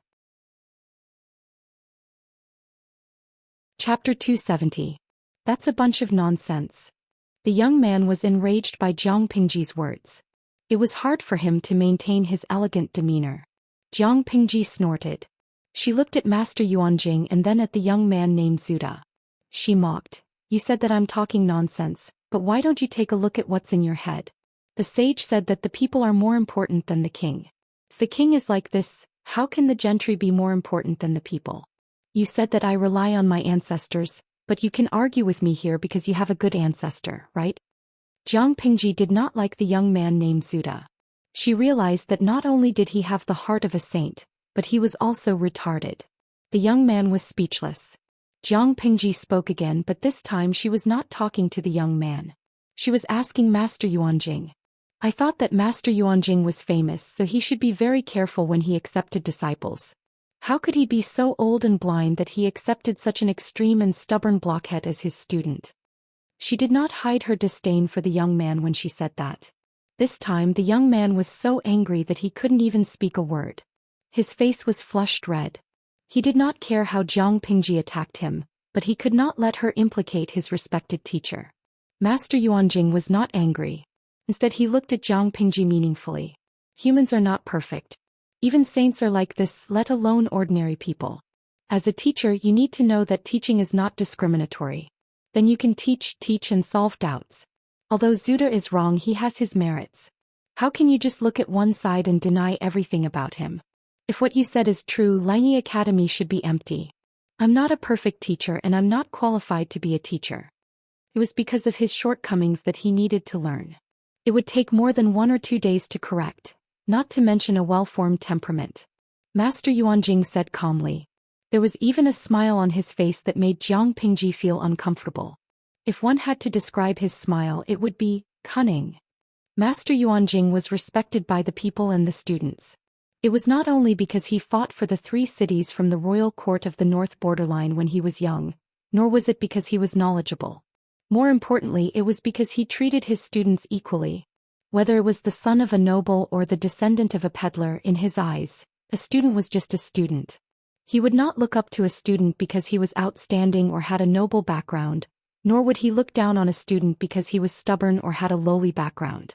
As long as their nature wasn't bad, their roots weren't rotten, and there was still room for improvement, then they were worthy of his careful guidance. Jiang Pingji said, "You're quite protective." Mr. Yuanjing said calmly, "Zuda's nature isn't bad. He's just a little paranoid, but he can still change." Jiang Pingji squinted her eyes and said, "Oh." She suddenly raised her hand and pointed at the two people who were still in the hot spring and did not dare to come out. "In your opinion, what do you think about these two people?" When she asked this question, many people who were watching the show pricked up their ears, and the person in question even had his heart in his throat. Being targeted by Lu Shi meant that they were not fated to be officials, but if Mr. Yuanjing praised them, there was still a chance. Mr. Yuanjing suddenly smiled. He raised his hand and stroked his gray beard. His eyes were a little bright. It was said that one's eyes could reflect one's true age. Mr. Yuanjing took good care of himself, but he still looked like he was in his 30s or 40s. His eyes were clear and bright with a deep wisdom. It was impossible to guess his real age just by looking at his eyes. Mr. Yuanjing had seen people who held grudges and aggressive people, but it was rare to see someone like Jiang Pingji. He said, "Looking at his behavior, he has a dignified appearance and is made of gold and jade. Looking at his inside, he has a belly full of rubbish and is rotten inside. Are you satisfied with this answer, Langjun?" Lu Shi alone would not let the two young men have an easy time, but she dragged him into this mess. She was trying to push them to the edge of death. Really, she was evil, he thought. How could Mr. Yuanjing not see that he was being used by Jiang Pingji? But he did not like to be calculative with the younger generation, so he did not expose her. Mr. Yuanjing's evaluation was like a bolt from the blue to the two young men's ears. Although they were in the warm hot spring, they felt like they had fallen into an ice cellar. A terrifying chill spread from the soles of their feet to the top of their heads. Lu Shi had cut off their path to fame. Mr. Yuanjing's evaluation was enough to make them lose their footing in Dongqing. Jiang Pingji smiled with satisfaction. Her eyes were slightly curved like the bright crescent moon, which was similar to Mr. Yuanjing's. "I drank too much just now. Please forgive me if I offended you." Mr. Yuanjing shook his head helplessly. She was taking advantage of the old man's age, but he was not blind. He could see clearly whether Jiang Pingji was really drunk or pretending to be drunk. "It's okay. It's just that drinking hurts the liver. It's better for young people to drink less. Zuda, let's go." "I'm sorry, master. I was rude today, so you were put in a difficult position by a kid." After leaving the waterside pavilion, the young man named Zuda hung his head low like a rooster who had lost a fight. He was unhappy. Mr. Yuanjing folded his hands in his wide sleeves. His footsteps were leisurely as if he was taking a stroll in the park. "Zuda, look at that young Langjun. What do you think of him?" The young man turned his face away. He was still angry. "He has a sharp tongue and a bunch of crooked reasoning." Mr. Yuanjing did not comment. He raised his eyebrows and asked, "What else?" The young man was speechless. He could not say anything else for a long time.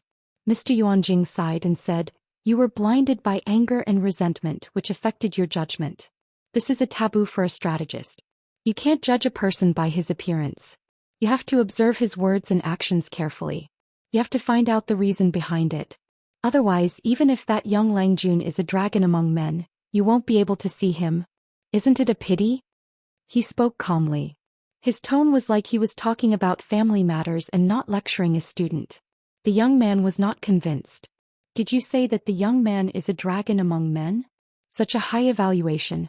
Mr. Yuanjing stopped and turned his head to smile at the young man. "Not even one in a million." The young man was speechless. "It's just that this person is too stubborn and easy to break. His temper is so flamboyant. It's easy for him to get into trouble." Mr. Yuanjing pondered and sighed. "He's like a piece of unpolished jade. Although he has natural beauty, he hasn't been carefully carved. People don't know his inner qualities, so they treat him like a stubborn stone. More importantly, she had the mandate of an emperor, but she was a girl." Mr. Yuanjing secretly raised his eyebrows when he thought about that. The old man was not blind. He could tell if Jiang Pingji was a boy or a girl. Since Mr. Yuanjing was so sure about Jiang Pingji, the young man could calm down no matter how unconvinced he was. He looked at her objectively. He muttered and felt slightly wronged. I'm blind. I only see that this person is arrogant and bullying the weak. Mr. Yuanjing smiled like a naughty child and teased him. So, I'm your teacher and you're my student. The young man was speechless. Chapter 271. Since Master Yuanjing was bringing a few students with him, the hot spring that he had requested was very big. There was even a smaller companion spring inside. There was a pavilion, a terrace, and a waterside pavilion. It was enough for the master and his students to have fun. This was also the most luxurious private room in the hot spring hotel. If he wasn't Master Yuanjing, who was famous in Dongqing, he wouldn't have been able to get such a good room. Zhu accompanied Master Yuanjing back. When he was about to open the door for the master, he saw Master Yuanjing wave his hand with a playful expression. Listen, is there anything strange? The young man Zhu was confused. They didn't go to the wrong room. Why was the master keeping them in suspense? Master, what's wrong? Master Yuanjing smiled and said, usually they follow the rules and etiquette, but they like to play around in private. When I'm not here, how can it be so peaceful if they don't play around? Therefore there should be a distinguished guest. Zhu, what do you think of my appearance? The young man choked and then said seriously, Master, you are handsome and spirited. You don't lose to the young people. Master Yuanjing nodded in agreement and said, I think so too. The young man was speechless. He opened the door with the air of a knowledgeable scholar. His clear eyes scanned the inner room and he understood. He saw the person he expected and said, I haven't seen you for many years. How have you been, Chief Lu? Because of Gu Min, the Lu residents and Master Yuanjing had some connections. The two families had contact with each other.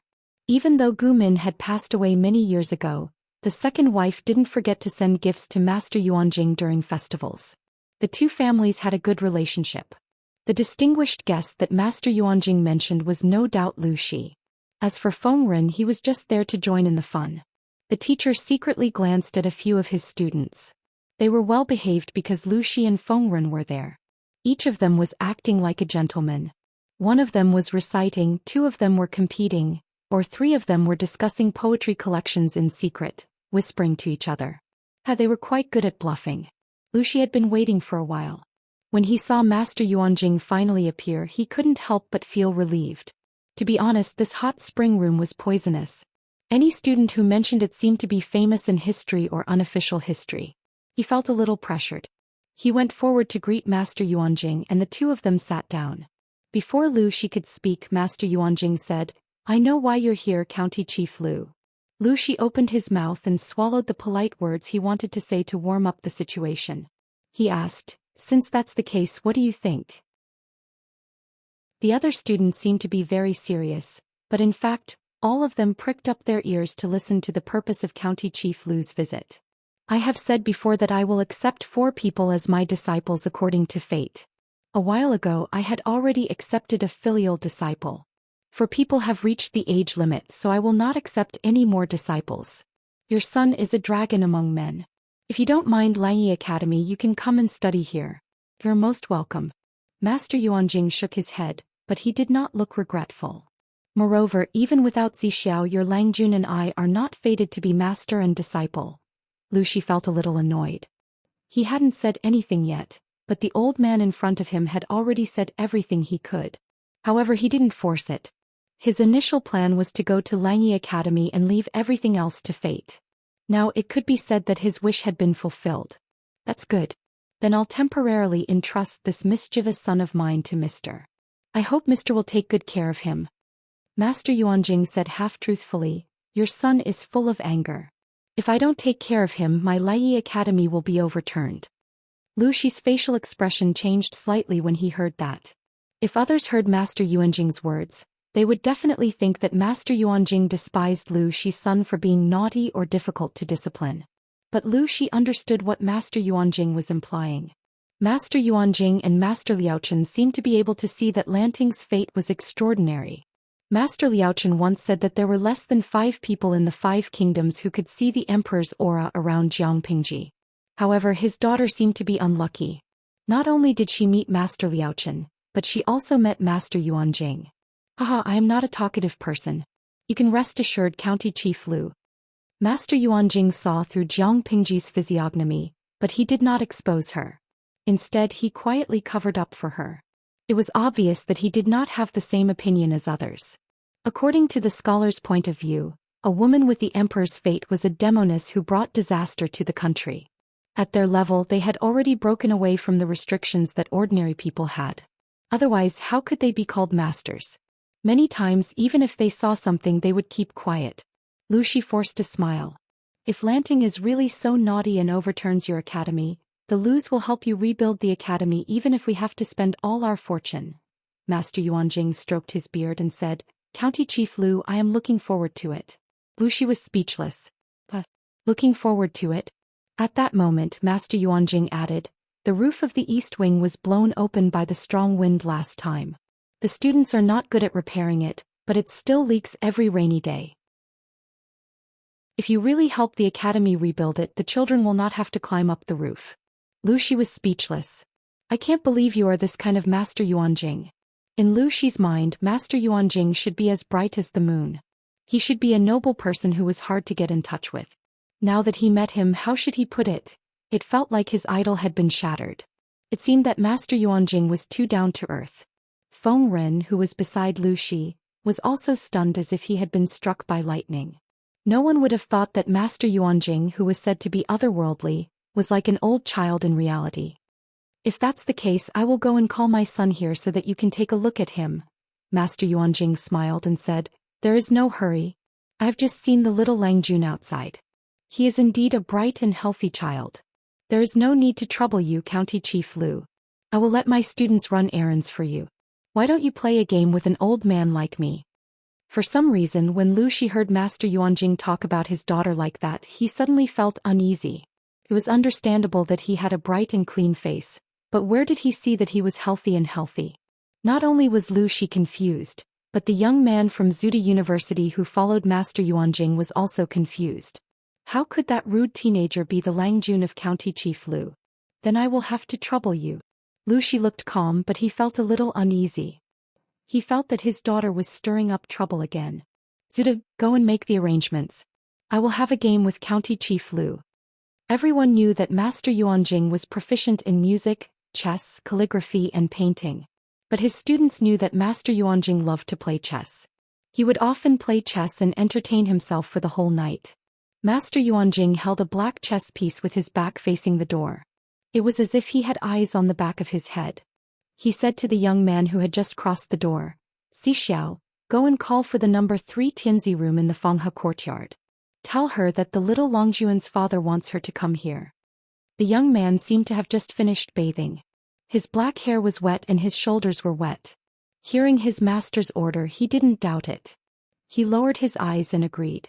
That little friend is also Master Yuanjing's student? Lu Shi looked up and almost threw the chess piece. He even forgot to ask a question.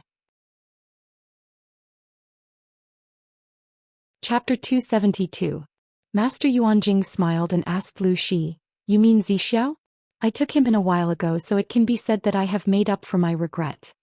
By the time he finished speaking, the young man had already turned around and left, leaving behind only a slightly thin and tall silhouette. Lu Shi's eyes widened as if he had thought of something. After a long while he said in a low voice, so he is Mr.'s 4th disciple. His appearance is indeed extraordinary, although he said that he was secretly suspicious. When did Wei Zixiao become Yuanjing's disciple? He was bewildered and his eyes darkened. Wei Xi was from Langjia and was also studying in Langjia. However, due to the changes in his family, he left Dongqing with his entire family. Master Yuanjing squinted his eyes. His cold gaze seemed to have seen through everything. Seeing Lu Shi's reaction, he said meaningfully, originally, I couldn't have accepted this disciple. Although we were destined to be master and disciple, we were not master and disciple.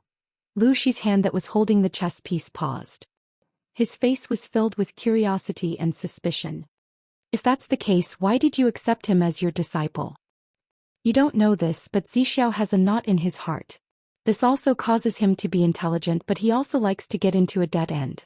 If he's not careful, he'll step onto the wrong path. In the past, I wanted to take him as my disciple twice, but he refused both times.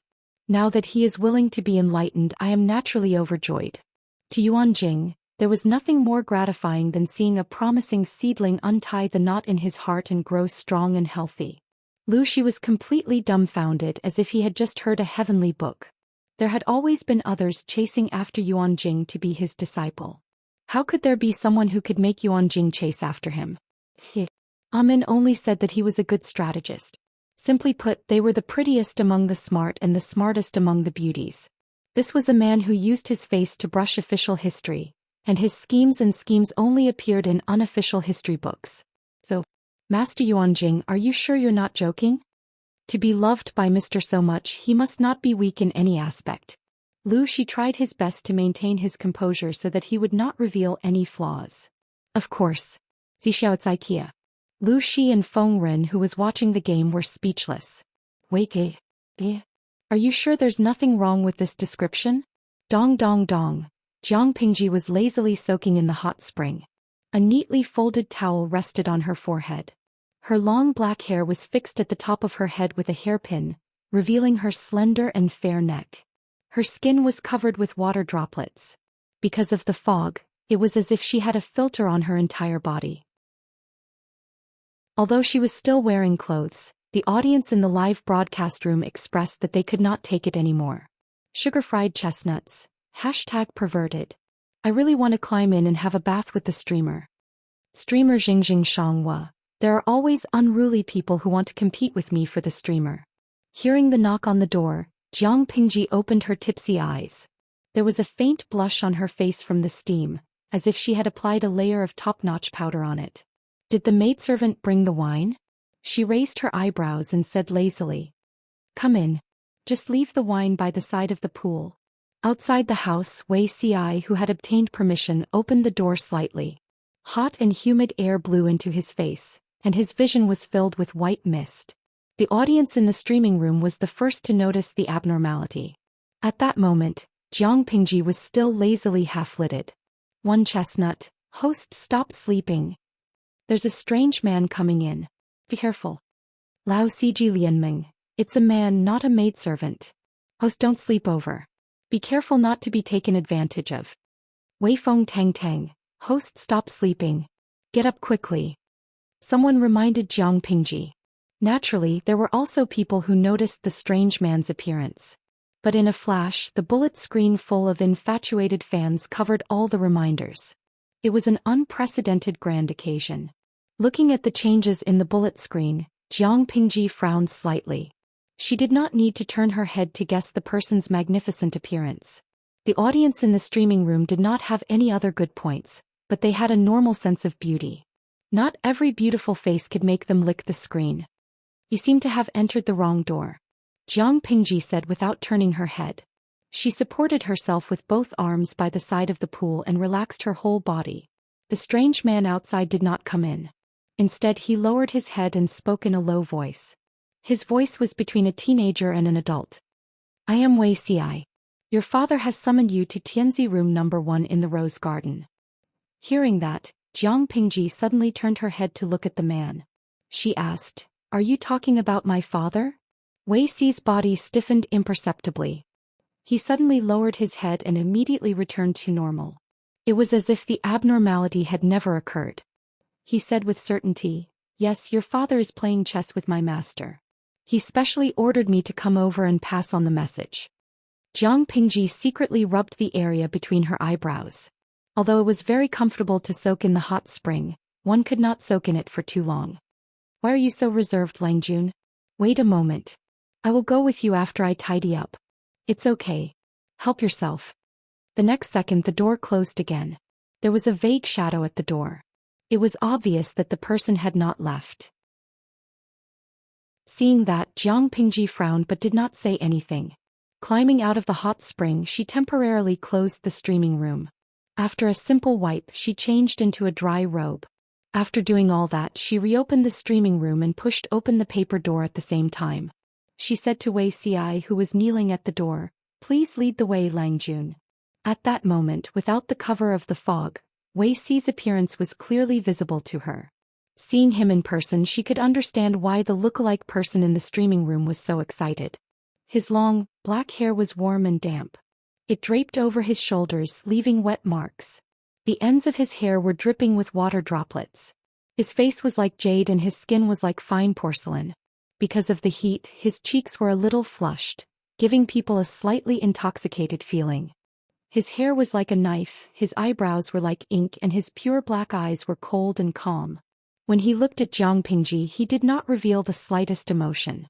It was as if he had emptied his mind. Not to mention anything else, just this alone made Jiang Pingji feel that it was interesting. It seemed that she had just met this young man for the first time. Why did he have such a high level of vigilance against her? Her eyes turned and a plan came to her mind. Jiang Pingji knelt on one knee and moved slightly closer to the young man. Her pair of eyes that seemed calm could not help but ripple. If it wasn't for the fact that you have an Adam's apple and don't have ear piercings, I would have thought that you were a young lady. You actually came to the hot spring alone. Wei Xi's face was cold. He leaned back slightly and distanced himself from Jiang Pingji. He frowned slightly in displeasure. Young Langjun, this joke is a little too much. I don't like people talking about my appearance for fun. Jiang Pingji stood up and crossed her arms in front of her chest. I was obviously praising you for your good looks. Wei Xi pursed his lips tightly and stood up to lead the way. He said coldly, I am a man. It is really rude to compare me with a woman. Jiang Pingji was speechless. Oh, he has quite a temper. Lanting. A familiar yet slightly doubtful voice interjected. Chapter 273. Tiske, I was wondering who it was. So it's the famous Fenger Langjun. It's really easy to find traces of you. Jiang Pingji walked to the side of the corridor which was separated from Feng Jin by a pond. The two of them conversed through the air. Feng Jin felt wronged. He did not know that Jiang Pingji would be in Xianxia at that time.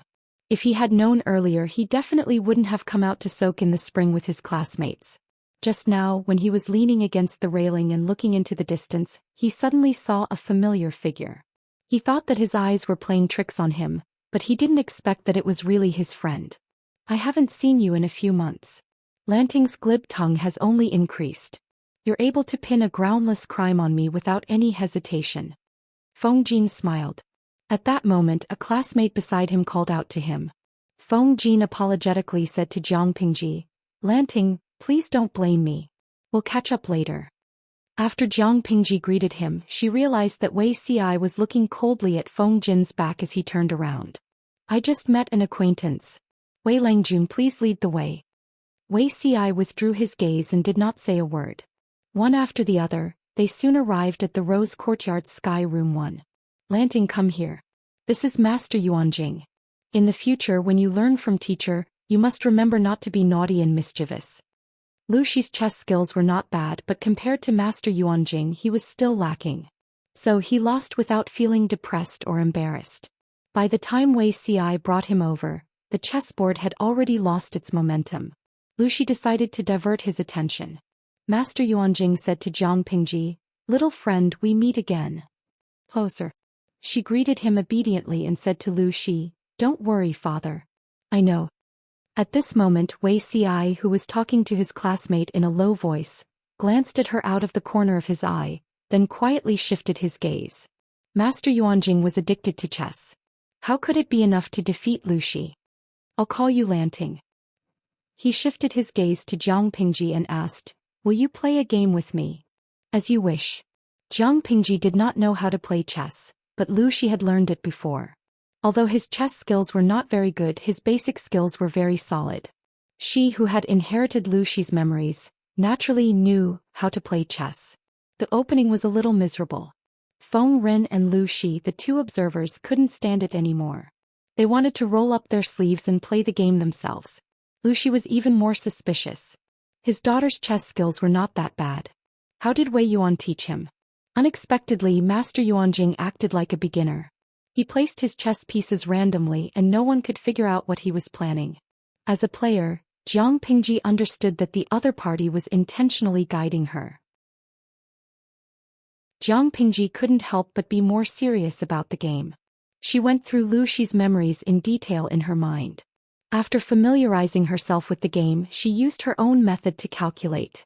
The speed at which she placed the chess pieces became slower and slower. In the end, she had to think for half a cup of tea before she placed a chess piece. At that moment Master Yuanjing suddenly smiled. The game of chess had finally begun. Master Yuanjing looked at the chessboard and smiled. I've won this round. Jiang Pingji pursed her lips so tightly that they almost formed a straight line. There was still some heat in her eyes.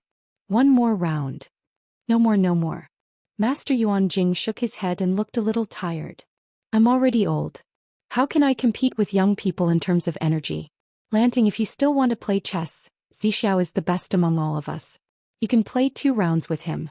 Jiang Pingji frowned and looked at Wei Xi. Wei Xi narrowed his eyes and said indifferently, I'm not feeling well. It's not convenient for me to play with you. Jiang Pingji was speechless.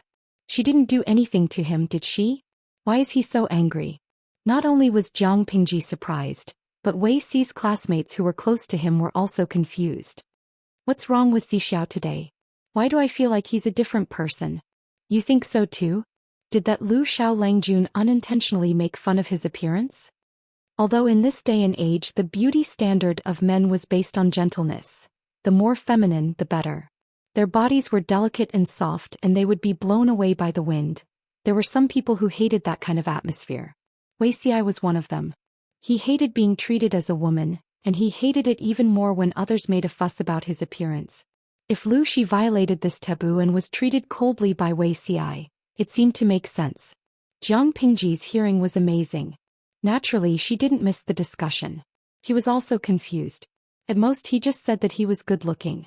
Did he have to be so angry? However, she wasn't a credit, nor was she gold or silver. She couldn't expect everyone to like her. If Wei Xi didn't like her, so be it. It wasn't like she would lose a piece of flesh. Jiang Pingji soon forgot about this detail. She sat quietly at the side and watched the others play. Lu Shi, Feng Ren and the other elders were also sensible.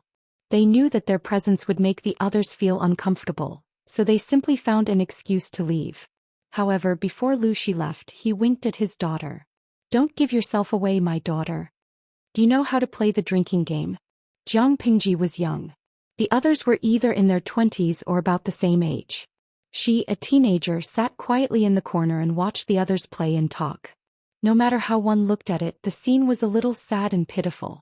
Therefore, someone took the initiative to talk to her.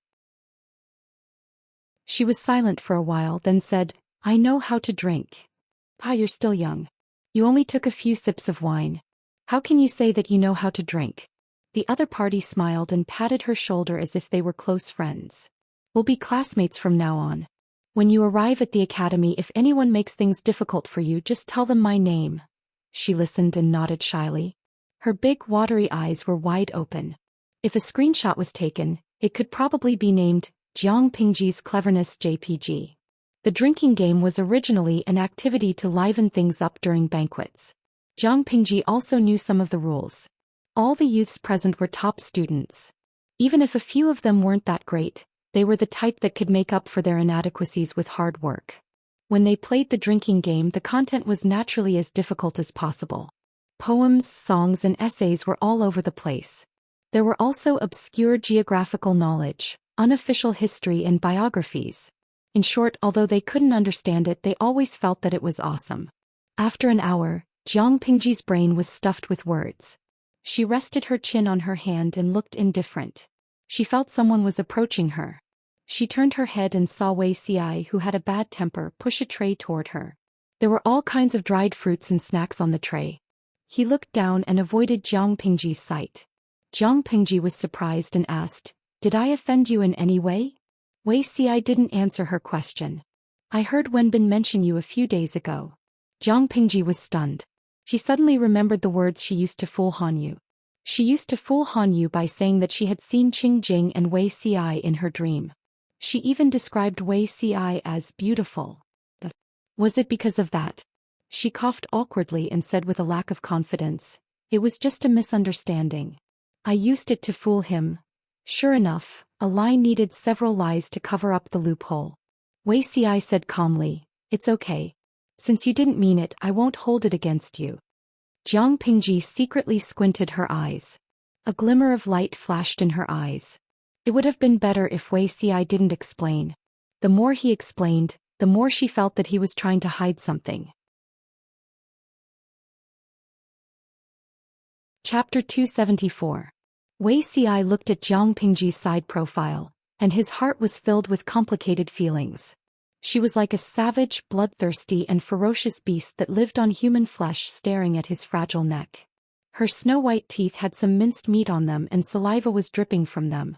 He could smell the stench coming from the tip of his nose. The shadow of death shrouded him. He thought he was going to die, but in the next second she turned into a palm-sized white cat and meowed at him in a cute and crisp manner. It was probably an illusion. But why do I always feel that you are deliberately guarding against me? Do I eat people like a Rakshasa? Jiang Pingji held her cheeks in puzzlement. Her lips curled into a faint smile and she asked him innocently. Of course it was only an illusion. Wei Xi gathered his thoughts. His nerves were tense as if he was facing a formidable enemy, but he calmly narrated on the surface. Little Langjun, you misunderstood me. When did I deliberately guard against you? Xi and Langjun are not familiar with each other, so I should keep my distance. Jiang Pingji squinted her eyes and suddenly moved closer to him. Wei Xi's reaction was also very interesting. He was like a frightened rabbit. She sneered in her heart when she saw him suddenly lean back. Instead of retreating, she moved closer to Wei Xi and whispered in his ear. They were so close, but she could clearly feel the trembling of his body. That kind of fear and panic, which could not be controlled by reason, made her more curious. Wei Zixiao. Jiang Pingji deliberately pretended to be innocent and restored her previous cold and serious tone. She said, I don't know why you are so guarded against me and even afraid of me like a snake, but I hope you understand that the more you act so clearly, the more it arouses my curiosity and desire to investigate. So, are you avoiding me or are you playing hard to get? It was unknown which sentence provoked Wei Xi, but his reaction was about to explode. Dong, the movement in the corner attracted the attention of others. They saw a young person single-handedly holding Wei Xi's hands. His expression was cold and his eyes were fierce. On the other hand, the restrained Wei Xi was lying on the ground in a slightly embarrassed state. Perhaps because of the struggle or something else, his cheeks were dyed red. With a plop, a student sitting by the hot spring saw the scene and was so shocked that he dropped the fruit plate in his hand. What happened? Sorry, I'm just messing around. You guys continue. Jiang Pingji smiled as if there was no one around. She changed her posture from a half-kneeling position to a kneeling position. She raised her hand and released the hand that was restraining Wei Xi's wrist. Those with better eyesight could clearly see the faint finger marks left on Wei Xi's wrist. They were playing a little too hard. Wei Xi's chest heaved up and down rapidly. His facial expression was a few degrees below zero. He looked at Jiang Pingji with bloodshot eyes. You tried to push me away just now. I instinctively thought you were going to attack me, so... Spreading out her hands, Jiang Pingji had a look that said, this is not my fault. Wei Xi pursed his lips tightly and did not say a word for a while. Wei Xi propped himself up from the ground and ignored the words of concern from the people around him. He strode out of the hot spring room. As long as one was not blind, anyone could see the huge words on Wei Xi's back. I'm angry. The culprit who provoked Wei Xi, Jiang Pingji, was dumbfounded. She did not want to take the blame. She did not want to offend Wei Xi. After all, he was one of Master Yuanjing's 4 disciples. He had his own connections in Langyi Academy. He was a bully that could not be offended. He wanted to go to school, not to fight. Why would she provoke Wei Xi for no reason? However, the current situation was that she did not want to offend Wei Xi. Wei Xi came up to her and made her offend him. In the end, he even put the blame on her. What af*** King Injustice. Oh, you're the little princess. You have the final say. The audience in the streaming room was rather disappointed. They thought the streamer was going to live-stream driving. They did not expect that she would not even drive a toy car. Nidida, #perverted. Just now, the streamer confined him to the ground with one hand. I thought she was going to drive. Streamer Xingjing Xianxia. I used to think that the domineering Xiao was very cliché. But now I understand why such a cliché is popular. It's entirely because at the moment when you're pinned against the wall, you feel the thrill of being conquered. Streamer Xijing Xianxia. Streamer, shouldn't that be called Didong? If she stood against the wall, she would probably only hit her chest. Looking at the discussion of the audience in the streaming room, Jiang Pingji could not help but have an illusion. She bullied the little princess. But the problem was that she was really not that crazy. Not only did the audience in the streaming room think so, but even the audience who were watching the live broadcast thought so. Although Zixiao is born beautiful, he is a real man. The person who had tried to get close to Jiang Pingji came over. It was unknown whether he was gloating or something else. Although we have many sworn brothers now, you are still a little young at your age. After he finished speaking, he raised his eyebrows at her and gave her a look that all men understood. Jiang Pingji's face darkened after she heard that. Wuxia left the hot spring room. The cold wind outside blew and cleared his feverish mind. Just as Jiang Pingji said, if he behaved as usual and did not reveal any abnormalities, the other party would probably not even look at him. That was exactly what he wanted. But he was not mentally prepared. He showed an abnormality and attracted the other party's attention. The current situation was the complete opposite of his original plan. He stood in the corridor in a daze. The bright white moon in the sky was reflected on the pond. The scenery was pleasant and it made his state of mind slightly calm. Now that he had calmed down, he did not intend to go back. He was afraid that he would give himself away again. Only God knew that what Jiang Pingji said just now scared him to the point that all the hair on his body stood on end. He was almost scared out of his wits. Forget it, forget it. I will treat her as usual. Wuxia calmed down for a while and gave himself enough psychological hints. Only when he felt that he could face Jiang Pingji normally did he turn around and return to the hot spring room. Just as he opened the door, he saw that there was no one inside. There were some liquor tags scattered on the low table. He looked at the empty hot spring room and was stunned. Where is she? She went to cause trouble. Jiang Pingji felt that there were a lot of things to do today. She did not soak in the hot spring much, but she encountered a lot of annoying things. Especially after she was wronged by the little princess, Wuxia, something came to her door immediately after. This time it was her friend Feng Jin who called for help from outside. When she arrived, the matter was already a little out of hand. Feng Jin, who was originally elegant and graceful, looked angry. His face was covered with bruises. The bruises on his white jade-like face were very eye-catching. Feng Jin was the second legitimate son of the head of the secretariat, Feng Ren, who had the guts to hit him and even hit his face. Jiang Pingji saw that not only was Feng Jin's face injured, but his arm was also cut by a knife. Half of his arm was almost dyed red. She was furious. Chapter 275. Feng Jin was grimacing in pain, but when he heard Jiang Pingji's arrogant declaration, his hands stopped hurting but his stomach hurt. If they were in Hejian County, it would be fine for her to be so arrogant. At least Lucy could handle it. But now they were in Shangjing where the emperor was. She did not have the advantage of being a local snake, but she could still be so arrogant. Thinking of his humility just now in exchange for such humiliation and a knife to his arm, he suddenly felt that it was better to be arrogant. Lanting, be careful. These people are not friendly. Feng Jin covered his wound with his left hand. Blood kept flowing out from between his fingers. His face was pale because of the pain and blood loss. Even his voice was very weak. Messengers from the royal family of the northern borderline. Jiang Pingji looked at the few strong men who were confronting the people in the courtyard. Each of them had small braids of black hair and a floral scarf on their heads. Their thick eyebrows slanted to the temples, and their faces were deep and well-defined. She could tell at a glance that they were foreigners. They were naked from the waist up. There were strange and complicated tattoos on their shoulders and chests. One could vaguely see that they were ferocious beasts. Their muscles bulged like stones and one of their arms was thicker than Feng Jin's thigh. Their skin was oiled and could even reflect light. Oh, messengers from the royal family of the northern borderline? Jiang Pingji sneered coldly and took 2 steps forward. The crowd automatically made way for her. Feng Jin, you've lived like a dog, haven't you? You're the son of the head of the secretariat and you're being bullied like this?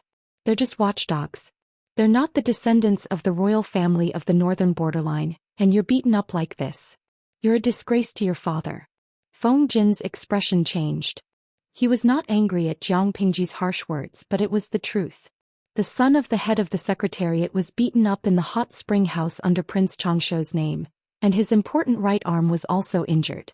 Because of this injury, it was very likely that he would not be able to participate in the assessment in a few days.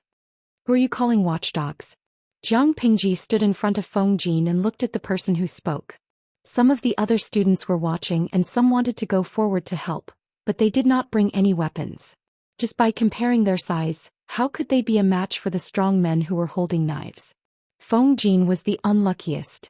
Not only did he hurt his arm, but he was also slapped in the face. The rest of them had messy clothes and occasional scratches. Hey, he's scolding the dog that stole his sister-in-law. It was as if Jiang Pingji had eaten gunpowder. She was in a bad mood. Now that someone was asking for a beating in front of her, she naturally rebuked him without holding back. Don't people in the north borderline have different levels? Apart from the royal family, everyone else was second-class trash. Calling you watchdogs is a compliment to show the friendship between our two countries. Feng Jin had never seen such a shrewish Jiang Pingji. He was so shocked that he forgot about the pain. Those rough men were also choked by Jiang Pingji's scolding. The leader looked fierce, but he was not good with words. They felt that those scholars were weak and only knew how to mutter. Their legs added together were not even as thick as one of their arms. It was a sensitive period. Even if they humiliated these people, the Dongqing royal family would not do anything to them. Who did you say had an affair with sister-in-law? A trace of panic flashed across the leader's face. He took a step forward with his knife and instantly closed the distance between him and Jiang Pingji. He threatened her fiercely. Jiang Pingji laughed and grinned, showing her white teeth. You also stole your father's concubine. Feng Jin knew that Jiang Pingji would not speak without a reason. What she said was probably true. Otherwise, the strong man would not have reacted so fiercely. Suddenly, he could not help but think of the night in the bandits' village, when Jiang Pingji exposed his background. Huayu, which dog hurt you? Jiang Pingji did not care about the strong men in front of her at all. If they were not happy, she would fight. She would not lose in an argument, let alone in a fight. Lanting, Dongqing is a land of etiquette. Feng Jin secretly smiled bitterly. Oh yes, the one who hit me was the one with the green headscarf. He felt that Jiang Pingji's words were very cool, but he also had to pay attention to the influence between the two countries. However, his friend was willing to stand up for him, so he could not refuse her kindness. Speak the human language to people because people can understand the human language. Speak the dog language to dogs because dogs can't understand the human language. Look, if you speak the human language to them, they can't understand. But if I speak to them like that, can't they understand? Jiang Pingji snorted. When dealing with foreign friends, you should change accordingly and actively eliminate the language barrier. That is the correct way of diplomacy. Everyone knew that Jiang Pingji was bullshitting, but some people felt that they had been brainwashed. This kind of fallacious reasoning seemed to be quite interesting. The strong men from the northern borderline were there to pick a fight. Originally, they were quite happy to bully the weak scholars, but when they met Jiang Pingji, who was so eloquent, they suddenly became angry. If they could not win in an argument, then they would fight. Anyway, it would be fine as long as no one died. Dongqing had been emphasizing culture and restraining martial arts for many years. The men at the border of the northern borderline were considered to be unyielding men, but after they entered Dongqing, all the men they saw were sissies with flowers in their hair and powder in their hair. Occasionally there were a few normal men, but they did not use their limbs. They could pat their chests and say that the white chickens in the courtyard were not enough for them to chop, let alone the short man in front of them. As it turned out, they seemed to have met a fake sissy but a real Hercules. Bang! Jiang Pingji's body was thin and small, so she had the advantage of dexterity. Her strength and appearance had nothing to do with each other. They thought they could take her down with a raise of their hands, but they did not expect her to be more slippery than a loach. She snatched the blade from one of the men's hands with her bare hands and pinched the man's wrist with 2 fingers. Not only did she force the man to let go of the blade, but at the same time she turned around and got close to the man's chest. She pulled the man's body forward and with her other elbow she struck the man's Adam's apple. In a flash, she caught the handle of the blade that the man had let go of. At the same time she twisted her body and kneed the man. Those with sensitive ears could even hear the sound of a sack bursting and liquid splattering. Everyone was speechless. Wait, that position. Feng Jin was so scared that he took a step back. His legs were faintly trembling. Jiang Pingji used the strong man's body as a shield to block the knife that was aimed at her back. She turned her wrist and the blade turned in another direction. It was as if she had eyes on the back of her head.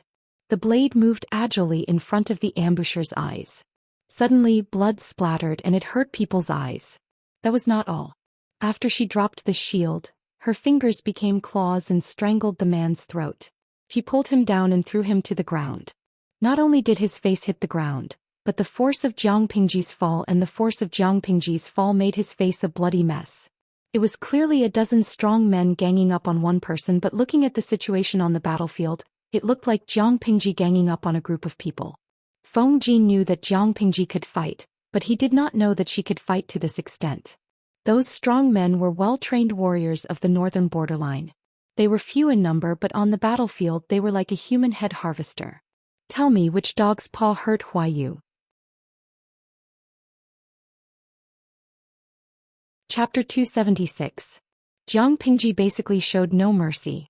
Although they were still alive, they were basically crippled. According to the customs of the 3 tribes of the northern borderline, the fate of these handicapped people was to be abandoned and thrown into the wilderness to fight for their lives with wild beasts.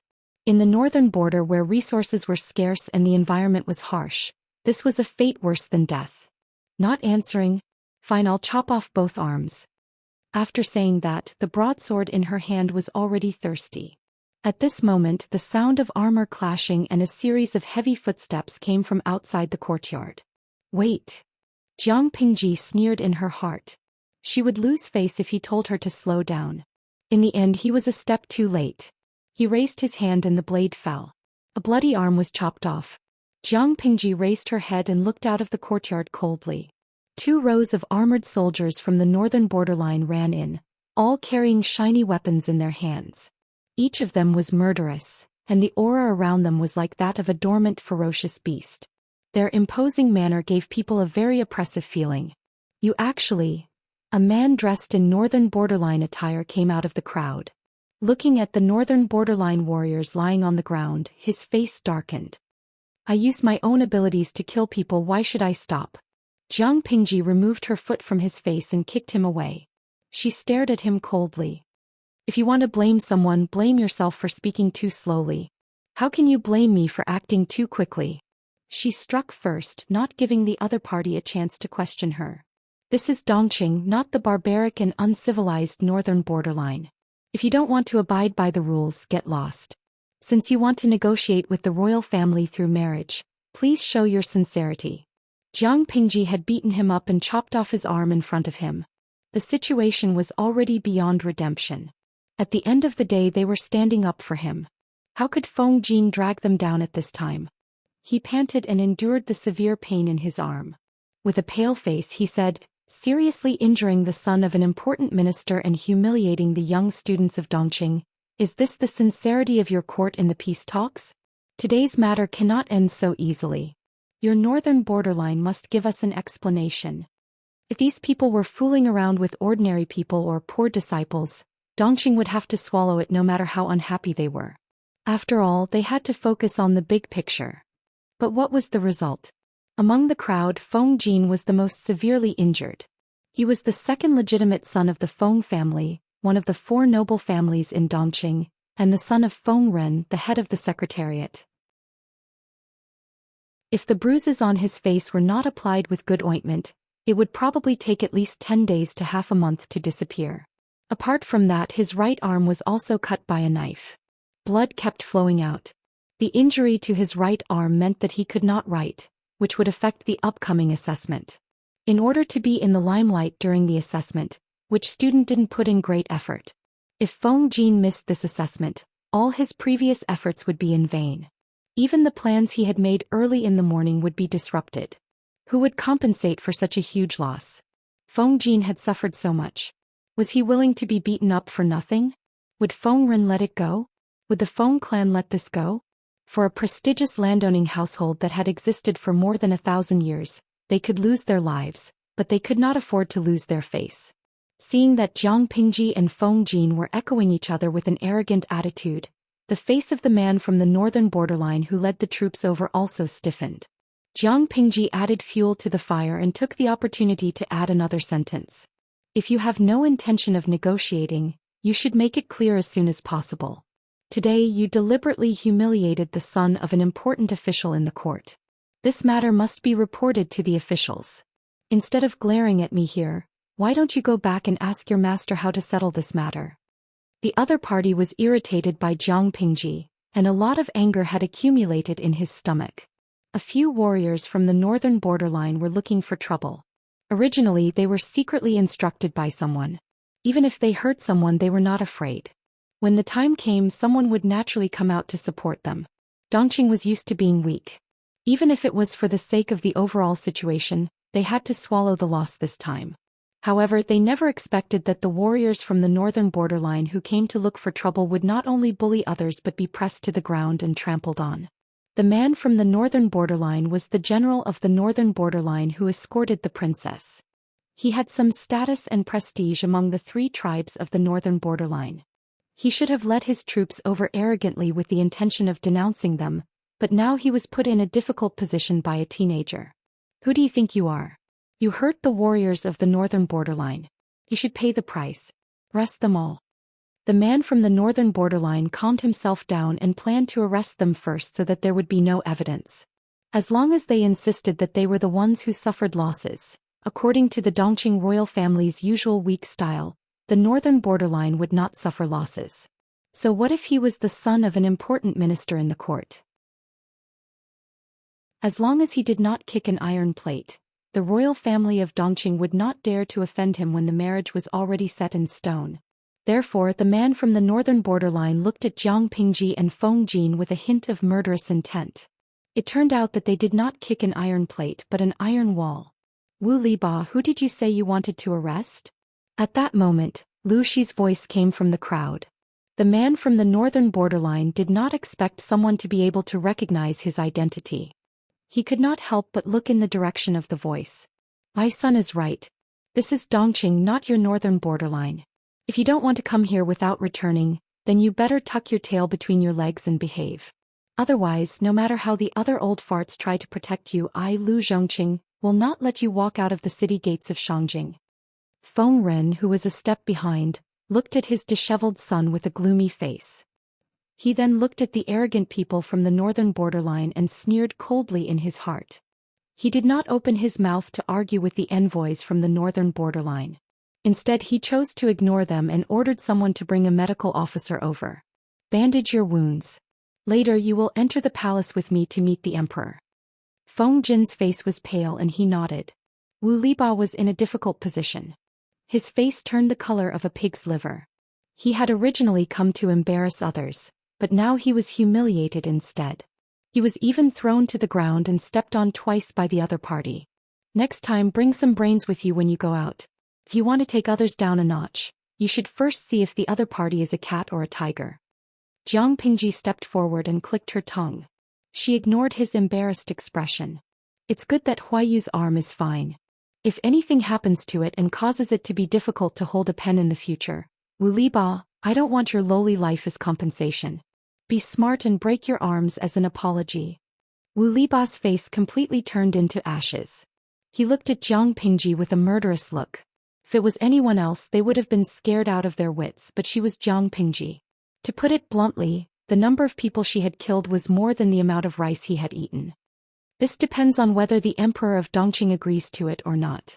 After he finished speaking, Wu Liba left with his men. He did not care about the warriors from the northern borderline who were half dead on the ground. Looking at their backs as they left, Jiang Pingji suddenly slashed at the rockery at the side. Lu Shi sighed. Don't judge Wu Liba by his appearance as a brainless boor. In reality, he is a rare wise general in the northern borderline.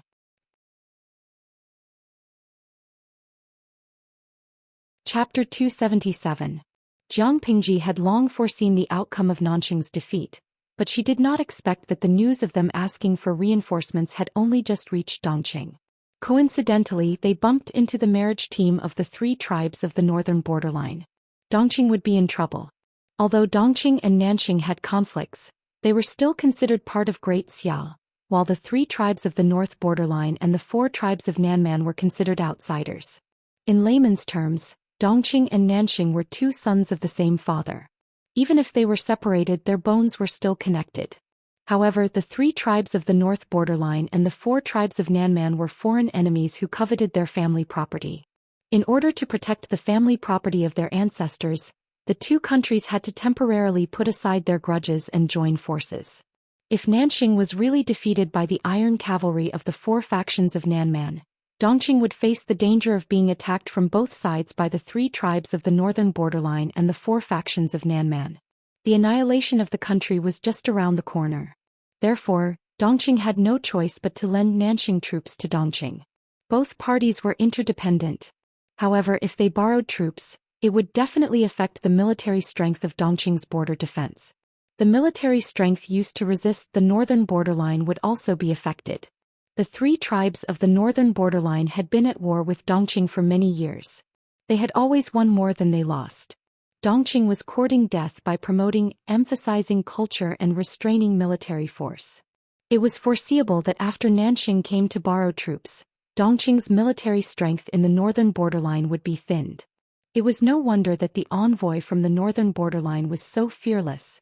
Wuxia sighed and said, "The three tribes of the northern borderline have been coveting Dongqing for a long time. I only hope that you are clear-headed and don't let the wolf into the house. Marriage is not a permanent solution, but it seems that it is too late." Feng Ren looked at his son with pity. His heart ached when he saw his son's pale face. He sneered coldly when he heard Wuxia sigh. He despised the man sitting on the throne. Although Feng Ren knew that he would not get any justice in the palace this time, he still wanted to let the emperor know that the Feng family was not a pushover. Feng Ren cupped his hands and apologized to Wuxia. Then he left with his son whose wound had just been treated. His face was as cold as ice. After experiencing such a thing, many people no longer had the leisure to soak in the spring. Suddenly, someone patted Jiang Pingji's shoulder. "I didn't expect you to be so skilled in martial arts." It made one want to shout out in satisfaction. "I don't like those bastards either. It's just that I can't beat them up like you. It is said that the warriors of the northern borderline are fearless of death, but from what I see now it seems that they are not as powerful as you." She resisted the urge to subdue him and turned her head calmly. It turned out to be the young man who had tried to get close to her before. Jiang Pingji warned him expressionlessly, for the sake of the words, "grandson of AB****. I don't like people patting my shoulder from behind. If you're a stranger, I'm afraid you won't be able to keep your arm." The other party was stunned, and he withdrew his hand as if he had been electrocuted. "I didn't expect you to be so vicious at such a young age." As they were talking, the group returned to the Rose Courtyard Sky Room 1. Separated by a corridor, Jiang Pingji noticed a tall and slender figure in white standing in the corridor. The man's ink-black hair draped over his shoulders, faintly revealing his pale, tightly pursed lips and a slight chin. Perhaps he heard the footsteps, but he turned around slightly. His indifferent gaze swept around and fixed on Jiang Pingji. Jiang Pingji had fought with someone, so her clothes were inevitably stained with blood. If she didn't look relaxed, people who didn't know would think that the blood was hers. However, Wei Ci was very clear that this woman was not the one who was at a disadvantage. The blood could only belong to someone else. Thinking of this, Wei Ci moved his gaze away calmly and asked the young man who was familiar with Jiang Pingji. "Xian, what's going on?" A group of boorish men who claimed to be envoys from the northern borderline were causing trouble in front. A servant from the Feng residence came to Lanting for help. Out of curiosity, I followed them to take a look. I didn't expect those people from the northern borderline to be so arrogant. They bully Dongqing. How hateful. The young man's voice was filled with resentment, but he immediately resumed his playfulness. "Zixiao, let me tell you, Master really took in a good student. She's really good at fighting." A servant from the Feng residence. Wei Ci frowned and glanced at Jiang Pingji, who looked normal. Wei Ci had always known that she was good at fighting. Not to mention a few warriors from the northern borderline. If she had a spear, she could easily kill her way in and out of the enemy's formation more than 10 times. She could take the head of the enemy's general as easily as taking something out of her pocket. But he sighed slightly in his heart. It was indeed different. He rarely saw this person show an expression other than indifference. If it was in the past, thinking of this, Wei Ci firmly suppressed the thoughts in his heart and calmed his mind. Facing this woman, he needed to be 120% vigilant. Otherwise, if he was not careful, he would have nowhere to hide in front of her. He had experienced this a long time ago. Jiang Pingji explained, Feng Jin is my good friend. He was bullied, so I naturally had to go over and support him. What's more, those boorish men from the northern borderline are really annoying. I gave them a light punishment, or else I would have nowhere to vent my anger. What a joke. Beating her partner was the same as beating her. Of course she had to get back at them. You didn't just give them a light punishment just now. You made them lose their courage. To deal with the ambitious foreign tribes from the northern borderline, you should use such a forceful method. If you talk about propriety, righteousness, integrity, and trust with them, they will only think that you are afraid of them. Xiaoyin placed both hands on Jiang Pingji's shoulders. With an expression of experience, he said warmly, "In the future, when we go to Langyi Academy, I will protect you." Wei Ci silently glanced at Lu Zheng's hands. His eyes gradually darkened. "I said don't pat my shoulder from behind." Jiang Pingji repeated. "My name is Lu Zheng. Master gave me the courtesy name Xiaoyin. Look, we know each other now. We are not considered strangers, right?" Jiang Pingji rolled her eyes and said, "Up to you. If I dislocate your arm next time, don't ask me to take responsibility." After saying that, Jiang Pingji skillfully shook her shoulders and slid out like a mudfish.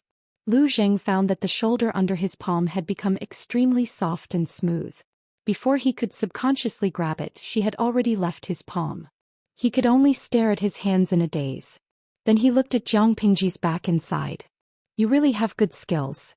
Wei Ci looked at him coldly. His eyelids slightly narrowed as he said, "When martial arts practitioners reach a certain level, they will be highly vigilant of their surroundings. If an unfamiliar aura tries to approach them, it is extremely easy for them to unconsciously capture it. Can be more careful." Lu Zheng was startled. He suddenly realized that Wei Ci was saying that he was stupid. "Xiao, why do you also read such indecent novels from the streets?"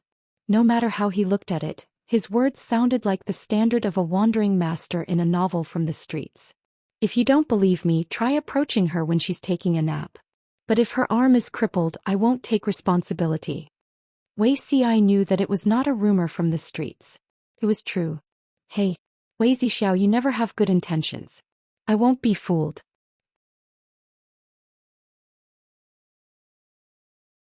Chapter 278. After returning to the hot spring room, Wei Ci asked the other students in detail to understand the whole story. He sighed and said, "Feng Huayu's fortune never comes in pairs and misfortune never comes alone. He suffered for someone else for nothing. But it's fortunate that this is the case. Otherwise, tonight's incident would be difficult to resolve. Dongqing is already in a precarious situation. Can't withstand such a shock." Jiang Pingji listened at the side. She raised her eyebrows slightly and asked, "What do you mean?" Wei Ci didn't want to answer. After all, he had some indescribable resistance to this person. He subconsciously didn't want to have too much contact with her. But after a slight hesitation, Wei Ci recalled what Jiang Pingji whispered in his ear when she imprisoned his hands. He didn't want her to pay special attention to him. He could only let go of the grudge in his heart and truly treat her as a very ordinary person.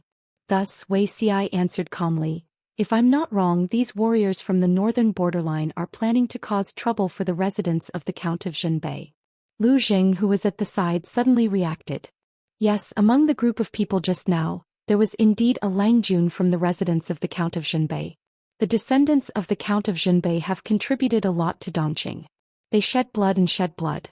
They were originally flourishing, but in order to guard the northern borderline, some of them died in battle, some died of illness. There aren't many seedlings left. Among the Langjuns today, the reclusive crown prince of Zhenbei was also present. The descendants of the Count of Zhenbei guarded the northern borderline and took the lives of many northern borderline warriors. Most of the descendants of the Count of Zhenbei died on the battlefield at the hands of the generals of the northern borderline. The two sides have long formed a deep hatred. It's not surprising that they have a conflict when they meet. The descendants of the Count of Zhenbei are few and far between, but they still hold a large number of troops. The emperor has been afraid of them for a long time and sees them as a thorn in his side. If anything happens to the crown prince, I'm afraid the three tribes of the northern borderline would probably wake up laughing even in their dreams. The emperor sitting high on the dragon throne might be angry on the surface, but he must be very happy in secret. I heard you say that there's a person called Wu Liba among the group of people causing trouble.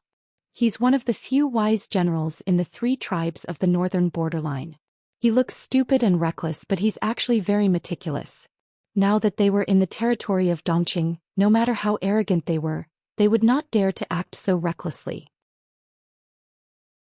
However, if the target is the crown prince of the residence of Zhenbei Marquis, the emperor will be furious on the surface, but will secretly protect Wu Liba and his group. By doing so, he could not only satisfy the emperor's wishes, but he could also sow discord between the residents of Northern Marquis and the emperor, causing the two to completely turn against each other. The military power in the hands of the Count of Zhenbei was too great. How could the emperor not know the ambition of the 3 tribes of the northern borderline? However, he was even more afraid that the residents of Count Zhenbei would be overshadowed by their achievements. Lu Jing felt a chill down his spine.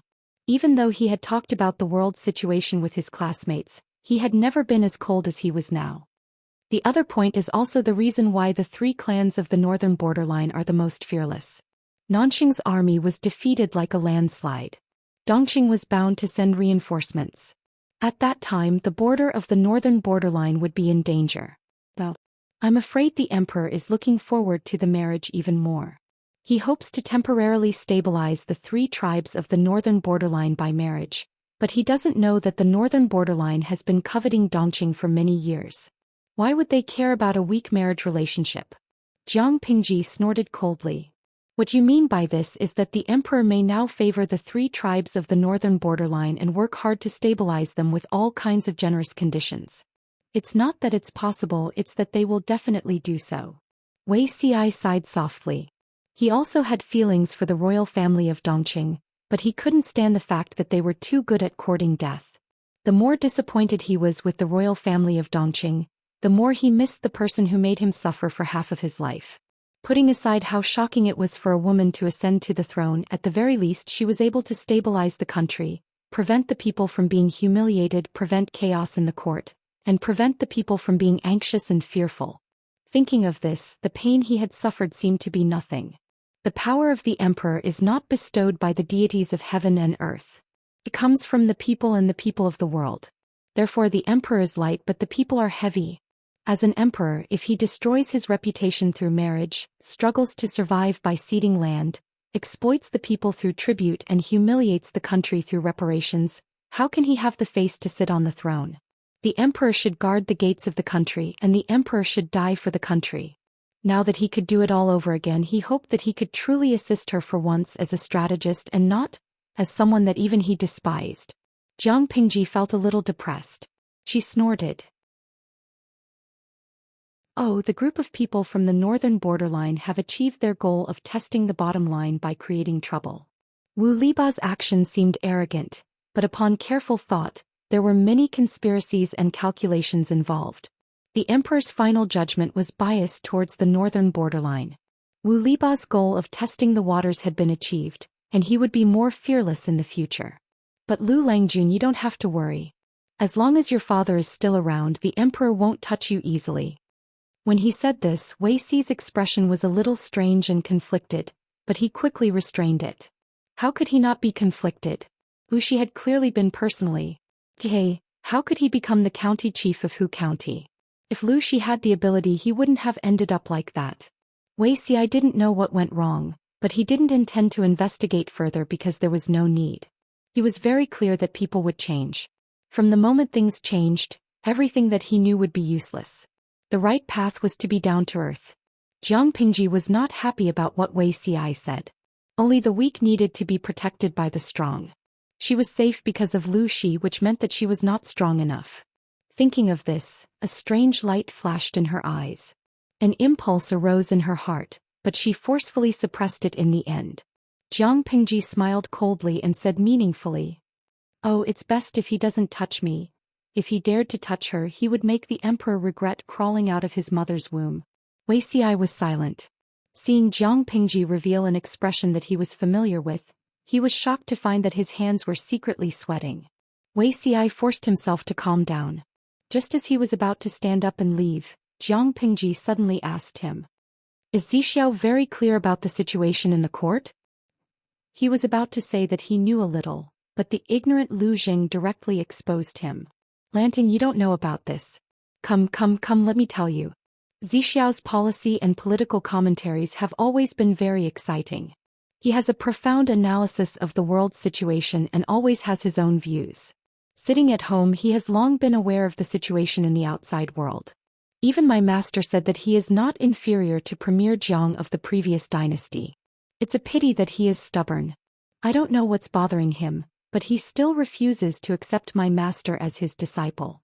Lu Jing had placed Wei Ci on a pedestal and praised him with all his might, but in the end he said. Fortunately, half a year ago he went down the mountain and hit his head. He finally knocked the water out of his head and agreed to be my master's disciple. Jiang Pingji, Wei Ci, I'll say it again, Lu Xiaoyin. Who? Brain. Head. Water. Yes. Suddenly Lu Jing rubbed his arms. He was clearly in the hot spring, but his back felt a little chilly. Xiaoyin, I suddenly feel a little itchy. Come, let's have a game. Without any explanation, Wei Ci pulled the very unwilling Lu Jing away. Jiang Pingji looked at the bright moon hanging in the sky and suddenly curled her lips. She lowered her head to look at the card between her fingers.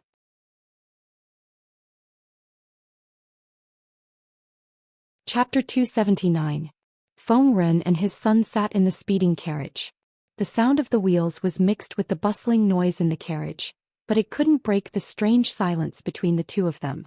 After a long time, Feng Ren sighed and said calmly, "Does your hand still hurt?" Feng Jin sat upright. His face was abnormally pale and his lips were slightly blue. The wound on his right arm had been bandaged by the medical officer, but the blood had soaked through most of his sleeves and arms. It hadn't dried up yet and the strong smell filled the entire carriage. He looked rather pathetic. "It doesn't hurt that much anymore." Feng Jin lowered his eyes and answered. He asked hesitantly, "Father, the Emperor." Feng Ren interrupted him and said, "I'm afraid the Emperor is determined to unite with the 3 tribes of the northern borderline by marriage to stabilize the war situation at the border. Even a child wouldn't bother to use such a naive scheme, but the Emperor can't help him after all." Feng Jin didn't miss a word that his father said. The more he listened, the more nervous he became, as if a small drum was beating intensely in his heart. Did his father mean that he was ready to give up the hopeless Dongqing royal family? "You were a little reckless today. If it weren't for Lu Zhongqing's strong martial arts, you wouldn't have just injured your arm." Feng Ren's voice was a little more pitiful and resentful. After all, it was his son who was injured and the pain was in his father's heart. Feng Jin lowered his eyes and silently listened to Feng Ren's rebuke. He didn't like to stand out, but today he had a conflict with the warriors of the northern borderline and was even injured by them. Naturally, he had his reasons. If he went forward, he would at most be injured, but if the warriors of the northern borderline pointed their spears at the crown prince of the Count of Zhenbei, someone might die. Everyone knew that there were hungry wolves in Dongqing. The Count of Zhenbei was the last stronghold of Dongqing in the north. If something happened to the crown prince of the Count of Zhenbei, who knew what those people would do? How arrogant would the 3 tribes of the northern borderline be? Maybe it was because of the family tradition. Feng Jin and Feng Ren usually didn't care who was the emperor. However, Feng Jin was still young and hot-blooded. He could not watch what happened today become the fuse for the downfall of the Count of Zhenbei. When the time came, the 3 tribes of the northern borderline would no longer be able to stop them. They would be able to send their troops south and march straight into the hinterland of Dongqing, causing the people to be plunged into misery and suffering. Therefore, Feng Jin stopped the crown prince of Count Zhenbei and went forward to face the provocation of those warriors from the northern borderline. He was defeated and was injured. If he hadn't been quick-witted and asked Jiang Pingji for help, it would have been more than just an arm injury. Thinking of Jiang Pingji, Feng Jin's expression softened a little and he felt a little more warm. At this moment he somewhat understood what it felt like for a ranger in a common story to be willing to risk his life for the sake of his brother. Feng Ren changed his tone and said somewhat angrily, "However, have you ever thought about what would happen if that brat's martial arts skills aren't good enough and he gets implicated because of you?" Feng Jin was speechless. He was about to say that Jiang Pingji's martial arts skills were excellent, but Feng Ren did not give him a chance to speak. "Forget it, I owe Lu Zhongqing a favor this time. I'll find a chance to repay him in the future. For a moment the carriage returned to silence. Feng Ren closed his eyes and could not help but start to think about what to do next. The current royal family of Dongqing was like mud that couldn't be helped.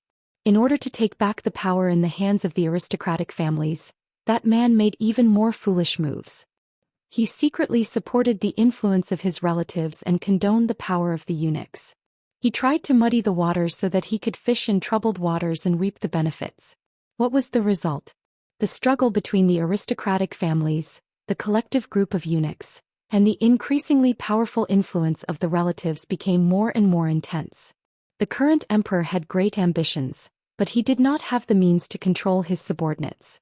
It was originally just a problem of the aristocratic family's power, but now it had become a hidden danger that affected the entire court and the whole of Dongqing. The Feng family had been passed down for more than 1,000 years. What kind of storms and waves had they not seen? Dongqing was just like a big ship that was leaking and in danger of sinking at any time. Now it was time to retreat bravely and temporarily lay dormant to wait for the general trend of the world. But after a while Feng Ren already had a plan in his mind. Feng Jin, who was beside him, was still worried. The carriage went straight to Xiangyang Palace. The towering palace was like a giant beast lying on the ground. Although it was late at night, the palace lights were not extinguished. If one looked down from above, the brightly lit Xiangyang Palace was like a brilliant pearl embedded on the ground. The emperor wanted to sit on the mountain and watch the tigers fight.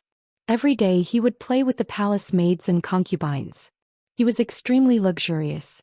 Occasionally, when he wanted to have an affair, he would either visit the officials' homes incognito, humiliate the officials' wives, or kidnap women and lock them in the summer palace.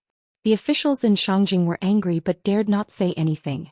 In the early years, Feng Ren still had expectations for the emperor. He dared to speak and be angry, but naturally he was not liked by the emperor. If he was not the leader of the Feng family and the emperor did not dare to touch him, he would have lost his official position and his family would have suffered. Minister of the Secretariat, what's wrong with you today? At this time His Majesty has already gone to bed. Feng Ren smiled coldly. His eyes seemed to be penetrating with cold knives. His tough attitude was completely different from his usual good guy image. Feng Ren waved his sleeves angrily. Gone to bed early? Assistant Lu, you can talk to a 3-year-old kid, but it's not enough to deal with me. You and I know what kind of person His Majesty is. If I don't see His Majesty today, I won't leave. Decadent sounds had already come out of the palace, and the air was filled with an extremely extravagant smell. Did he tell him that the emperor had already gone to bed? Did he really think that he, Feng Xianda, was a 3-year-old kid? Assistant Lu had lost his virginity since he was a child. His voice was extremely shrill and his appearance was neither male nor female. However, he could climb to the position of Assistant Lu in the Shiraba of Xiangyang Palace and become a close eunuch trusted by the emperor. He was naturally good at observing people. He smiled awkwardly. Minister of the Secretariat entered the palace late at night. Logically speaking, I should report as soon as possible. However, His Majesty has been working hard for the affairs of the northern borderline recently, and he often gets angry.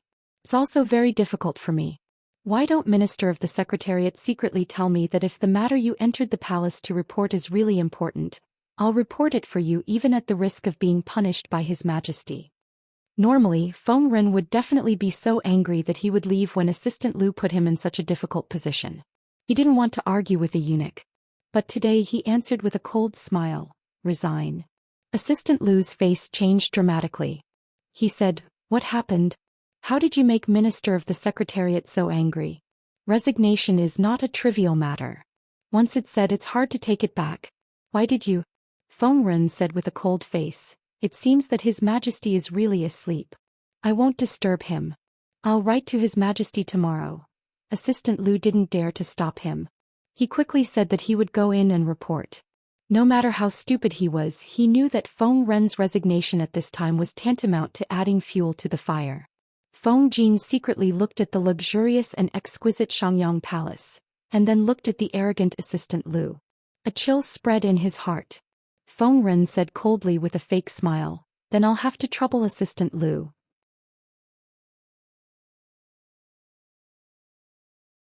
Chapter 280. Feng Ren came out of the palace with a cold expression. Huayu, let's go.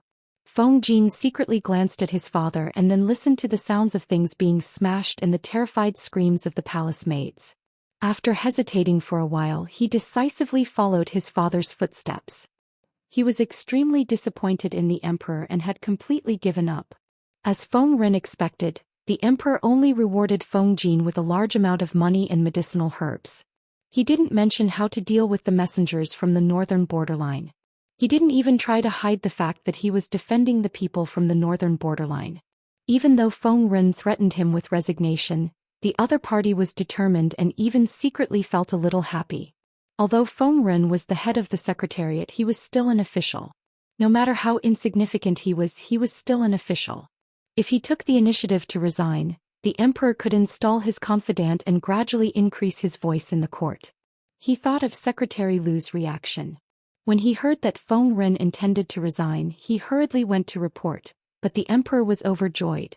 When he put the two reactions together, Feng Ren almost laughed. An emperor's foresight was not as far-sighted as a eunuch. If the Feng family continued to follow such an emperor, they would be doomed. It was a good strategy to escape as soon as possible. When it came to chess skills, even Ten Lu Jing could not beat Wuxia, who was full of schemes. I don't want to play chess with you anymore.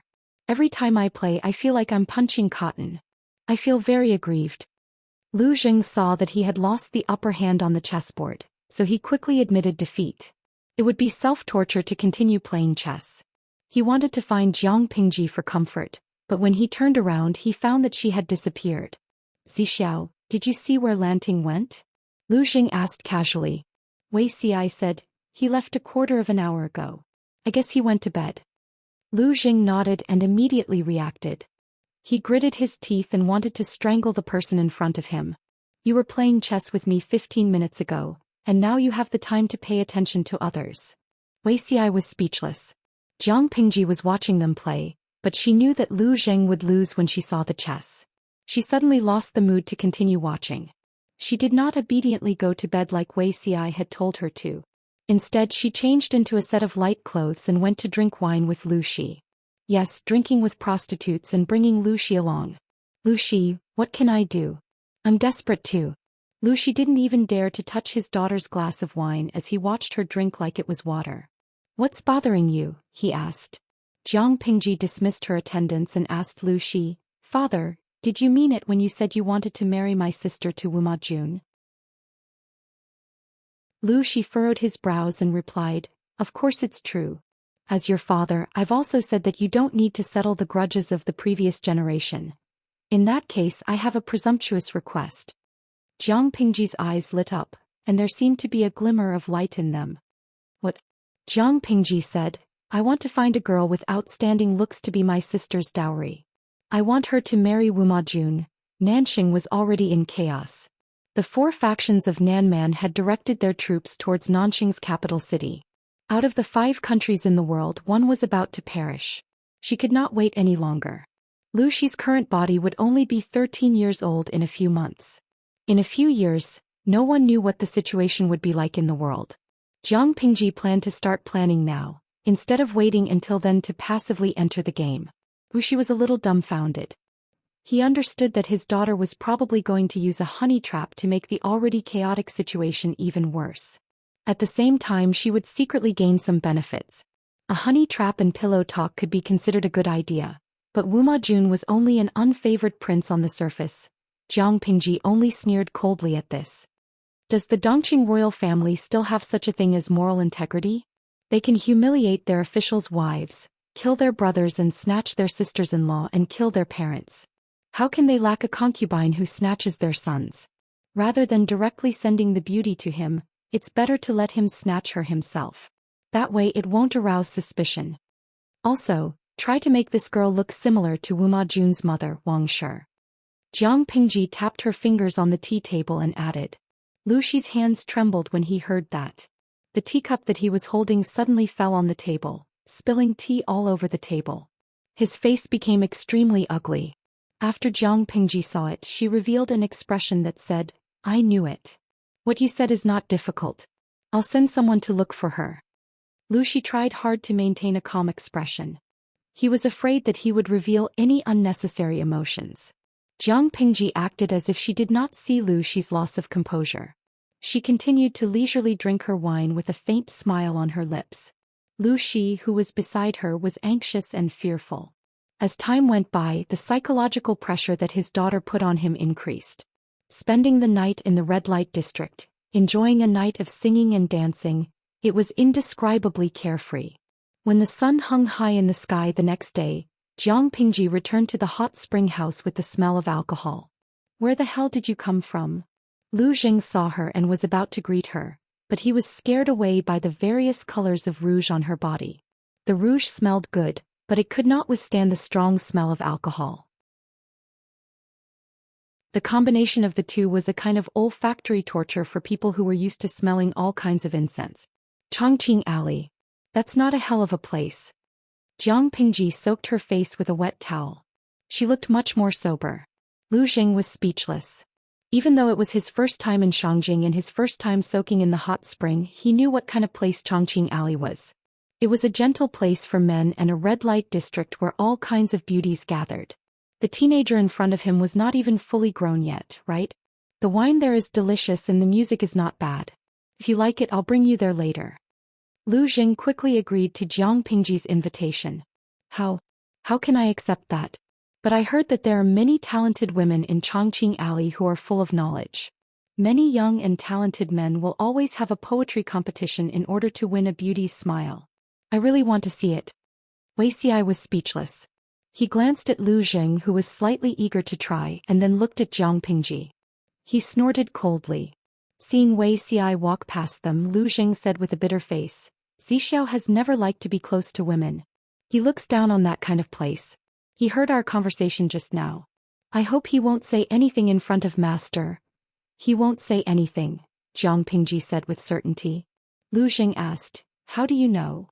Jiang Pingji found it funny and answered, "Intuition." Wuxia did not say anything, but Jiang Pingji and Lu Jing could not go to Chongqing Alley because Master Yuanjing left Jishan with his students in the afternoon. Seeing that, Lu Shi felt that soaking in the hot spring was boring, so he took Jiang Pingji and hitched a ride with them. They went down the mountain together. When they arrived at the city gate, they were still talking and laughing when a piece of shocking news came. You're tuning in to the Zhou Xian's Legacy YouTube channel. Don't forget to subscribe and join us on this journey to catch the most captivating stories.